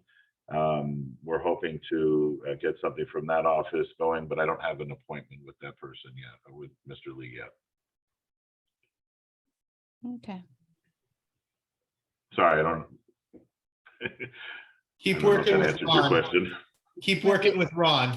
He'll get you the money. Keep working with him. I appreciate that. Okay, Mr. Vice President. You got a attendee, let's see. Yes, please. There Any we go. question from the board? No. Oh, Becky, you asked your question already. Okay, Yeah, I did. Oh, I think, So I are think you going to Assad make has the a motion? question. Okay. Go ahead, please. Go ahead, Assad. Thank you, Vas. You're welcome. Good evening, Vahan. I'm Good evening. excited that finally the Chatsworth is getting into VEX. Personally, I'm a referee at VEX, and my daughter has done for 4 years and won competitions and all that in Chaminade, which is around the corner from you. And I think this is a blessing, and I think the board should support our charter, our Chatsworth school, because that's where our Porter Ranch kids go at this time. And on a personal token, I will work with you regardless what the board decide here. We will get you some funding from the interfaith committees within Porter Ranch, because there is a lot of wealth of money, and at the end of the day, this is our kids. So probably we will match what the board will vote on tonight. And if they vote 0, we will give you the 1,500. Because VEX, and I address it to the board, I've been with these kids building every single robot and all that and getting all the sponsorship. It's an experience they will take with them, and will they deliver. And I think even you could reach out to Chaminade, even though it's a private school, but they've been winning a lot and they could help you. So I met the coach. I forgive me for not remembering his name. We were in a training together in Laverne. I actually drove all the way down to Laverne. I was sitting next to a coach, an event planner from Chaminade and Holmes Middle School. Ironic. I appreciate that. Yeah. Thank you. Thank you. Any other So questions? should I do the motion? Yes, you can make a motion. yeah. Okay, I'm making a motion to approve up to $1,500 NPG to Chatsworth Charter High School for VEX robotics. Any second? Any second? Well, you- second. The motion would be, is the motion for 1,500, right? Not up. to- Well, it's written up Up to to- up to 1,500, but it's really, the motion itself is 1,500. So what is your, how much are you moving to allocate? 1,500, right? It's up to you. You're making the motion. Yes, Well- 1,500 Okay, for the kids, for our future. Let's do this. okay, I'll second that motion. Awesome. Thank you. Okay, let's do a vote. Let's do this. We don't really Okay. have the money, but here we go. Yeah, we'll figure it out. David Balin. David Balin. he's not on. Oh, he's not on. Okay, let's put Let him me- in. Let me Uh, make, Oh, I think Assad has a question. that was from before. Yeah, Okay, I already did. Thank you so much. Thank you. And Okay, let's take that off the screen if we can. okay, thank you. I'll take care of it. I'm just making sure David didn't get. Okay, David is gone and Lewis is gone. Oh, okay. Hilda. Of course, yes. Jason. Affirmative. And Luis is absent. Becky. Yes. Brandy is ineligible. Jennifer. Yes, absolutely. Voss. yes, absolutely. Myself, yes. And Gabriel is Abs- absent. How about you? I voted yes. So 1, 2, 3, 4, 5, 6 yeses. So approved. Thank you. Yes. Thank you. I appreciate Yes. it. Thank Can you for send us- coming. Thank you. I Thank you. Good believe luck. that's the same tournament. I believe Castle Bay's in that tournament, right? Can you send us the info? Because I know Hilda wants to go, and Mhm. I think it's important. I want to that- be there. Just think if we I all can, should go. if Yeah. it Will works do. out. Definitely. Yeah. I'll put it as a question, I guess, in the chat and put Okay. our Perfect. website. Thank you so much for Thank you, coming. everybody. I appreciate your time, and Thank you. I look Thank you. forward to Congratulations. continuing this relationship. Thank you. Thank Good luck. you. Thank you. Thank you. Thank you, board. The next one is discussion and possible action to approve up to $2,500 NPG to Granada Hills Community Foundation for 2022 Granada Hills Street Fair. So I make the motion to discuss and approve. Any second? Well, why don't we bring Mike in? Hold on. Is the mic there? Wait, Okay. we have a motion on the floor. We need Okay. a second to further it. Let's bring the presenter in. Hold on. Yes, yes, Mike is there. Okay, Mike is there. Okay, Mike, please go ahead.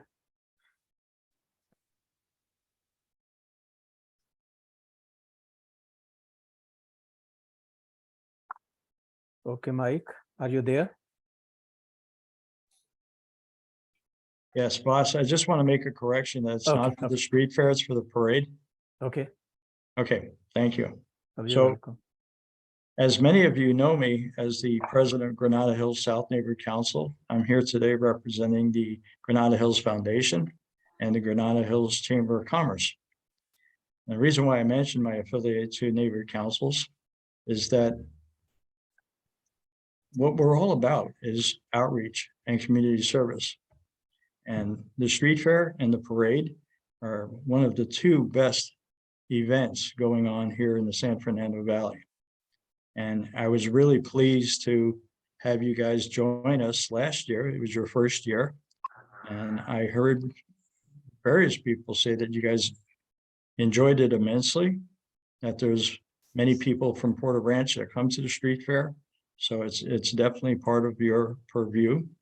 And I got to tell you, just as a side note, that it's just wonderful that I love coming to Porter Ranch because you guys are like my second home here. But please join us. The parade has been around for 39 years.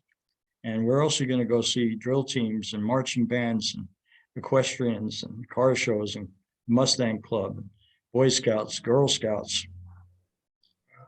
And the list just goes on. And of course, Mr. and Mrs. Claus will be at the end. And so I really hope that you'll approve this.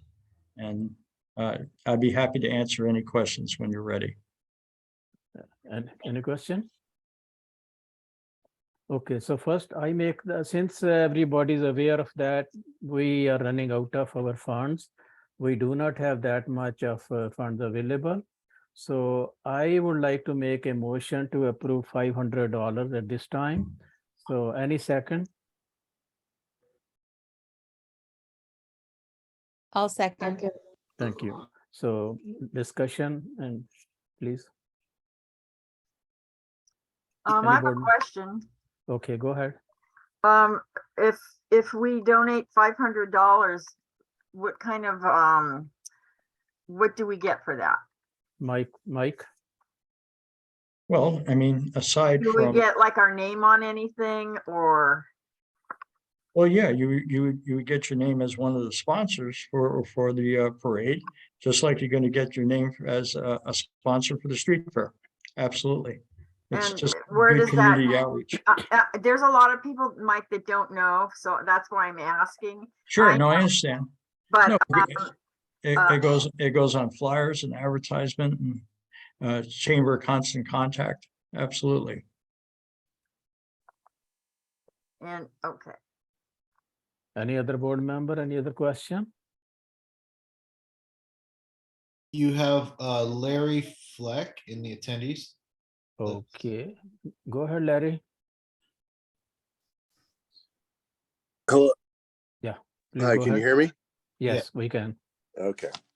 Hi, my name is Larry Fleck. I'm the treasurer of the Granada Hills Chamber of Commerce. I've been the co-chair and chairperson for the street fair for the past few years.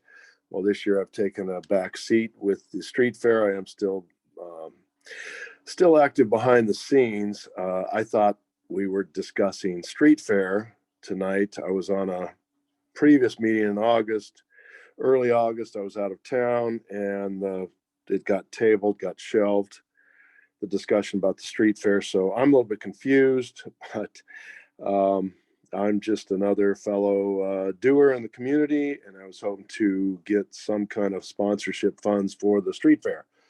So again, I'm not sure what happened here, where the confusion came in, but on the agenda it did say street fair. I'm also involved with the parade, so any money we can get from y'all is very much appreciated. It does go to, as you know, two very good causes. You were involved with the street fair last year, and I don't know how many of you all came out, but it's been one of our street fairs. This is our 17th annual, and it's been very successful. A lot of folks, as a matter of fact, probably half the next most attendance from besides Granada Hills was from Porter Ranch at the street fair last year. So anything you can give, we appreciate it very, very much. Thank you. Can I ask what the other neighborhood councils are donating?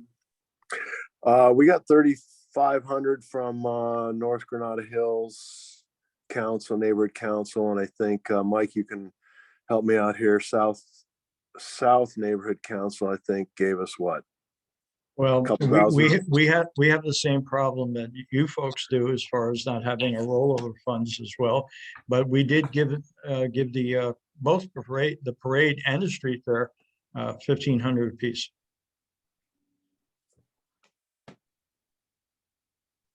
Well, on item 17 on our agenda, it says this is for the street fair. So Yeah, it's a what street is fair. it for? Wait, It's We're for the talking parade. or the street fair? It's for the We parade, have to amend the motion then. Yeah, we do. right? Okay. Just I don't think an you can. If it's as an if it- FYI, your logo has been on the chamber website now for over a year, because we do appreciate the alliance and the partnership we have had with you folks in the past. So I know you were asking earlier what kind of recognition besides same day recognition on all the flyers, and you've been on our website as well. You can go there right now and see your logo on our website. But so if you could give even 500 each, that would be really great. I know last year you gave 1,500 to the street fair. I know it's a little bit tighter this year, but it is a community event. It's probably, if not the biggest event in the community, I would have to say it's probably the biggest event in the San Fernando Valley right now is the street fair and the parade. So anyway, thank you. If it says street fair on the agenda, then that's the only thing we're allowed to vote on tonight. So correct. So we have to amend the motion first. So I don't know about that you can do that. Yeah, I don't think you can do that. I think Can I ask a question about the financial side of this? Because the whole, so the community foundation does both the street fair and the parade, right? That is correct. Correct. And how is it written on the agenda? I had the agenda here. The motion. But it's my understanding that Gabe made a mistake, and he told me that. And he told me that he was going to contact Voss to inform him of that mistake. Okay, it says for the community foundation. So that's what the agenda says. Yeah, that will we have to make a Right. amended motion, and I think then we will request you to send us a new motion, which we can take it up at our special meeting or our next board meeting. That is the option I can see at this time. I'll leave it in your hands, boss. Pardon? Yeah, okay. I agree with Voss. Yeah, so Vahan, so just let me say. So Vahan? Vahan should be gone. He should not. Yeah, Oh, he's his gone hand is already. there. His hand is up. That's Let me- whatever. No, let me take him out. Okay, Yeah. so Assad, Hold on. Okay, Larry. Assad. Go ahead. Yes, thank you, Vaz. So like I mentioned when we were discussing in the elections, this event is a milestone for Porter Ranch and for PRNC. Historically, this is where we go and showcase. It's where I participated through the LAPD. Last year, it was unfortunate. We had a prime location. However, nobody showed up, only David Balin and myself. The location was the corner immediately next to the stage. Gabriel tried to get so many members to participate and come in, and unfortunately didn't happen. But beside that, this event you cannot miss. So This are you, event are is you a- talking about the street fair or? Yes, that's the street Yeah, fair. because We street had- fair, I think We we had a we had prime 7% from location for you here. folks. If it was street fair, we were there in the parade, we were there. Yeah, we 7%. walked I'll the send you the parade. picture. The ground was empty.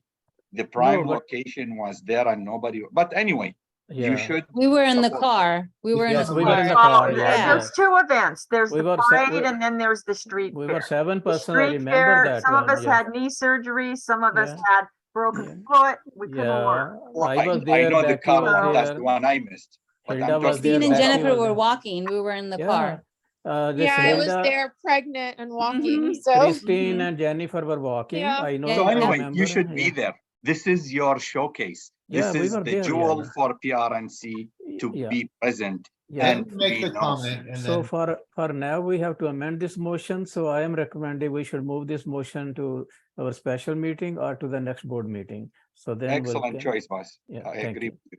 Thank you. So is it all good with May you? I ask, though, Yeah. just one thing, since the street fair is on the agenda now, can you consider just $500 for the No, street but fair? we still need to amend the motion because it is not a street fair.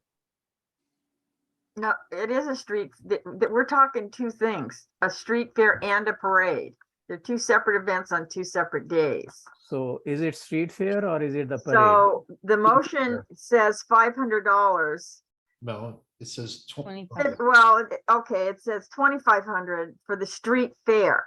Street It's fair, not that's for what the I meant. parade. This Yeah. says for the street fair. So what is we So are like, what is it- this money going to, street fair or the parade? The street Street fair. fair. So then we have to amend the motion to $500. Right, somebody amended it to $500 for the street. Yes. Okay. So the choice is, are we going to move forward with this motion or are we going to table this motion? Yeah. I think we because should just do both of them at a special. Yeah. Yeah, I do too. I Because heard if we don't have anyone to work the table, it's kind of silly for us to pay for one. Yeah, because for. So because who made I- the motion originally? Yeah, I made it and I said that since there was a confusion that some correction has to be made, as Mike said, that Gabriel will let us know. You can withdraw your motion then, Voss. Yeah. You're the original Okay. maker. I will withdraw my motion at this time. Thank you. All right, moving on. So the next item, that will be presentation and possible board action. Thank you, Alliance for- everybody, though. Thank you. Thank you. Thank you, Larry. Mike. Thank you, everyone.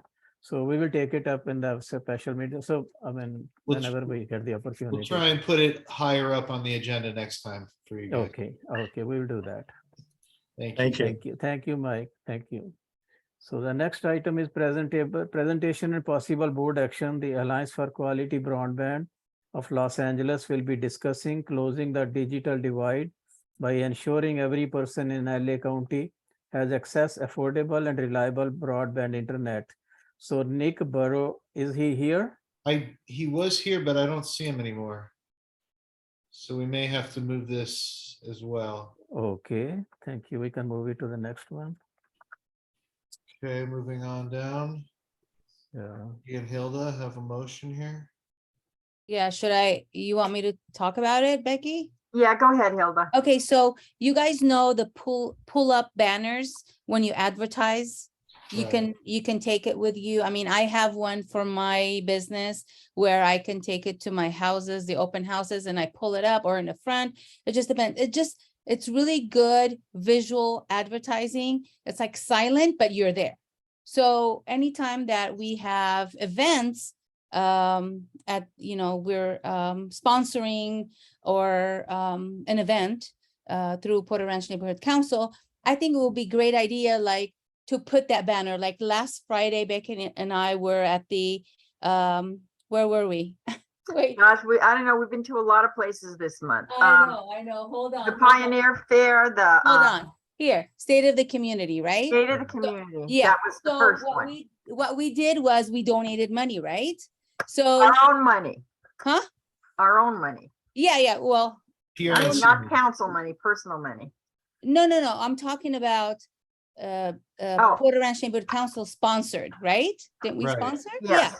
So I think, and it was a great idea. Somebody approached me and said, hey, you could have brought your banner. And I'm thinking, oh my goodness, that's awesome. So if we're, as a Porter Ranch Neighborhood Council, we're paying for a good cause, I think they will allow us to pull up the banner. It's very easy.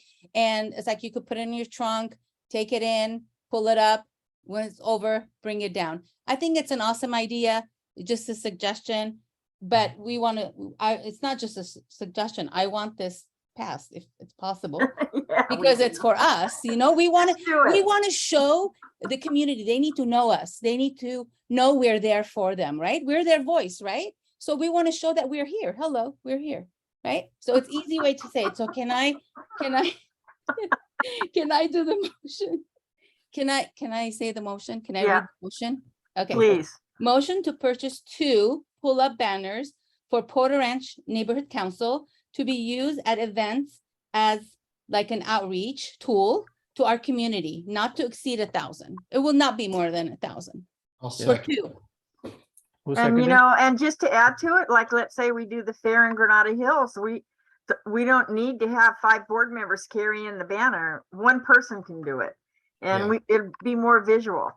And then you know what else it would be? It's like a step and repeat. People can stand in front of it and take photos.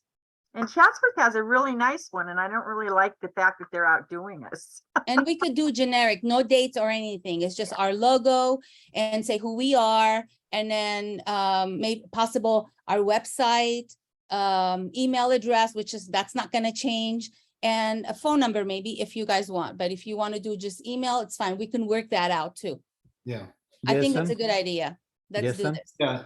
No, yeah, I just want to let everybody know, we don't have this kind of freestanding banner in our, everything we have, you have to hang it from somewhere. You have to zip ties and a rope, this is something we need. So I thank you guys for putting this together. My recommendation would be to get like a workup of what you want exactly on it, bring it back to the next meeting, just for transparency before you order it. So you can get input from the board in terms of, what it looks like or whatever. Of course. Our logo tends to go like this. So you're going to have a challenge trying to get it to go.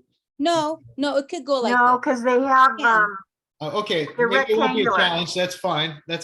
But I think Whoever's bring it to the board. That would be helpful. Yeah. Whoever's going to design it, we tell them these are the sizes. So fit in the, Yeah. Like part of what we could do is the beautiful field picture that we have on our website. Right. We could take that and we could put PRNC. We could do a lot with it. We'll work on the graphics and we'll bring it back to you. Pardon? Yeah. Thank you.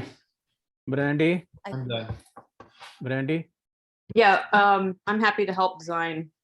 It's kind of one of my I will say that as lovely as the idea is of the photo, I think the photo is the raster might be too small. I can try using AI to upsize it, but that might not work if it's too granular. Well, it'll be pretty. We'll make it nice. Yeah. Thank you, Randy. That's awesome. Okay, so what are we doing now? We have a committee.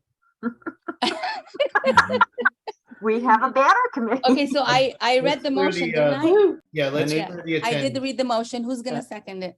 I will. Okay. Thank you, Vicky. Any other question from the board? You have Assad. Okay, Assad and Ronald. Okay, Assad, go ahead. Yes, thank you, Mr. Vice President. Yes, Hilda, this is a great product. I use it a lot when I go to conventions representing public works. But historically, typically when we come to the board, we bring the sketches with a proposal and a dollar value. Maybe for this one, the board will just do it the reverse, in which they approve the money and then, like Jason suggested, you bring it up. But historically, we always brought whatever we're doing, outreach materials and all that, we brought the samples with the motion, with the dollar value, so that this way you don't need to go back and forth twice.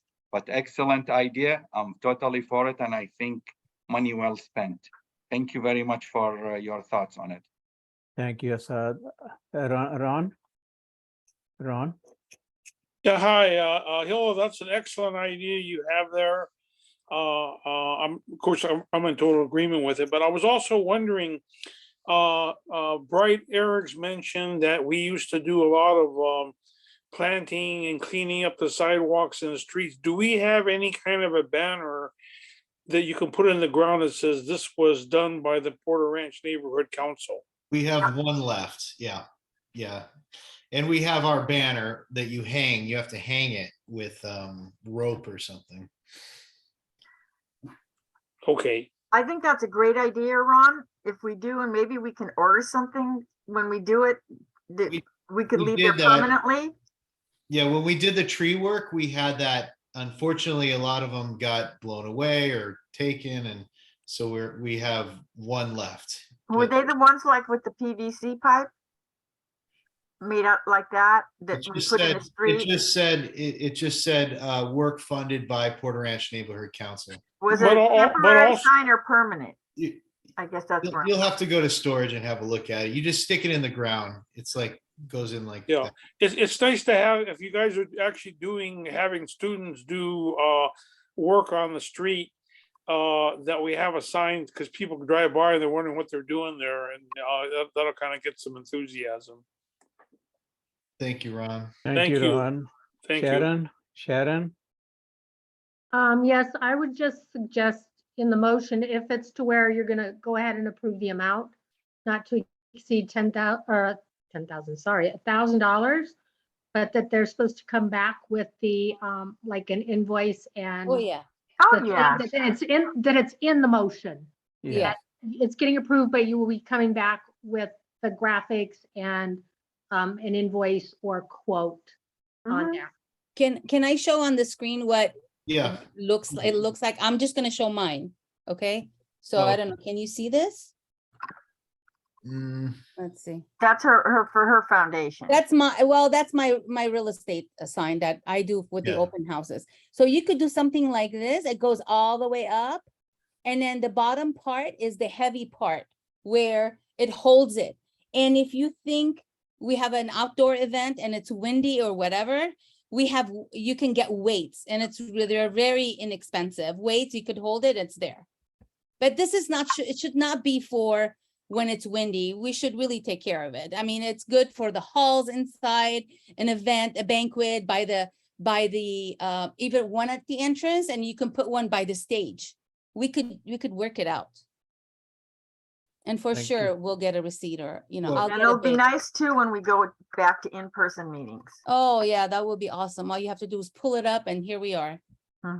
I will second not using it in the wind. I've had Yeah. experience. Thank you. Yeah, Thank we you. don't have to. Thank And we'll you. bring everything back for you guys to approve Thank you. before we Thank you. order it. Yeah, Thank you, yeah, and Sharon. I'll Just I'll talk wanted to to make sure Randy. you guys were on with it. Yeah, we'll Thank give you. you the sizes and stuff if you want to play with it and stuff. Why not? Thank you. Just to respond to Sharon, the invoice needs to get uploaded to the system. So, there is a checks and balances there where city clerk has to approve the invoice for the expenditure. I see. So I should get the invoice and then email it to, I'll help you, don't worry. okay, we'll talk. Thank you. Thank you. You have Yeah. another John hand Hales? up Here, go ahead. John Hales? Hi, this is Michelle Hales. Oh, Michelle, okay, sorry. Hi, that's okay. We're Northward South, and we're doing a city light pole banner, and we're getting 20 banners for the veterans on a city light pole. But I can recommend a name of a company that they have, really good prices. It's called Gold Metropolitan Media. What is And it called? Gold Metropolitan Media. And they're also doing banners for the Sherman Oaks Neighborhood Council. That's how our neighborhood council found out about it. But they're really good. They gave us a price of 20 banners for the veterans for $3,600. These are big ones, but they'll design it for you too, So, but this is a good company that has fair prices, and they're especially as city light poles, but I know they do other kind of banners too, not like standing ones like you want. Thank you. You're welcome. Christine, sorry, Chris, thank you, Michelle. Yeah, I was Christine? just gonna jump on that too. It's a very good idea, and I recently purchased something very similar. It's the same kind of sign from Vistaprint, and it was, I mean, very inexpensive. So that's another place, and they have, discount codes and everything you can put in there. So Yeah, We don't think it's gonna come near $1,000, but No. we just wanted to have some cushion. cushion. And this will come out of the outreach budget, just so you guys know. Anyone else? Thank you, Christine. So Hilda, we can Yeah. move forward. Yeah, we're voting, right? Okay, yeah, Christine, vote, please Christine, let's start vote. voting. okay, David Balin, absent. Hilda, Yes. Jason, Yes. Luis, absent. Becky, Yes. Brandy cannot vote. Jennifer, Yes. Voss, Yes, myself, yes, and Gabriel absent. So it passes with 6 votes. Awesome. thank you. Thank you, guys. Thank you. So our next you. is motion to approve September 14 meeting draft minutes. So Christine, Yeah, if I may, Gabriel has asked that we table this because there is some, he wants to go back and watch the video because, regarding some of the NPGs, one of them was not paid out yet for the quilting, which appears to have been approved. I don't know what everybody's recollection is, but well, Becky, you're shaking your head, so tell me what you recall. I don't think that the quilting was approved. No, it We wasn't. didn't approve it. Well, let's pull up the minutes. No, it wasn't. Not right now, but I don't think it was Have approved. did you guys review the minutes? Anyone? No, nobody reviewed the minutes? Did you Mm-mm, review the Not minutes? yet. Well, the minutes contradict what you're saying. Let's just put it that way. Okay, well, I don't think we approved it. So somebody is gonna have to go through and watch the video and Mhm. verify, because according to the minutes, solid was not approved, quilting was approved. YMCA has already been paid out for the 1,000. But solid was approved. The city clerk has it. They've called me on it. Yeah, but once again, did you review the minutes? You have to review the I minutes. said no once, I'll say no twice. So should we table it? I'm sorry. So that's why we're tabling it. Okay, Awesome. I'll second that. Okay, moving on. Okay, thank you. awesome. So the special meeting minutes, Special minute meeting. I'm I was abstaining. I was not not. there. I was not there. So we have 2 abstentions, Voss and Jason. So Christine, do you have to say anything on that? Should I take a vote or what? Yeah. I mean, Yeah, yeah, should I yeah, take- yeah. I would Okay. make a motion to approve. What? Okay, perfect. So, David Balin, absent. Hilda, Yes. Jason abstained. Luis, absent. Becky, yes. Brandy cannot vote. Jennifer, Yes. and Voss has abstained. Myself, yes, and Gabriel's absent. So 1, 2, 3, 4. So does that pass? How many are there total? 4. 4 out of what? No, absent. I mean, quorum is there or no? I don't think so. Majority. Is it majority? Mhm. No, that's what I need to know. I 6. think it's the majority of those present. Okay, then we can go ahead. Okay. Thank you. Should be fine. Okay. So the next one, thank you, Christine. The next one is motion to approve July 7 special draft minutes. No. Christine. Oh. Yeah, Christine. Yes. Okay. David Balin, absent. Hilda, Yes. Jason, Yeah, I didn't review those, so I'll abstain. okay. Luis, absent. Becky, Yes, Brandy cannot vote. Jennifer, I did not review it. okay. So abstain. Let's see. Voss, Yes. myself, yes, and Gabriel absent. So we have 4 again. So it passes. Okay. And now, are there any updates from any board members or committees? I have an update. Remember a while ago, we were talking about, someone came and presented that they were gonna build by Northridge Mall, this structure, and with parking, you know where the macaroni grill is, and there's a US Bank, right? So the owner or the landlord for US Bank is not renewing their lease. And so that means it's gonna be demolished and that building is gonna come up.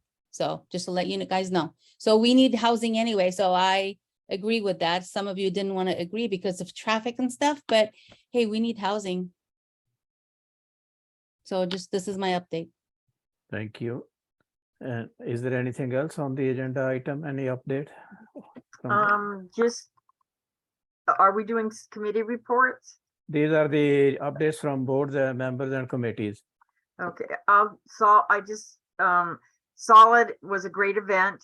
We probably had 400 or 500 people there.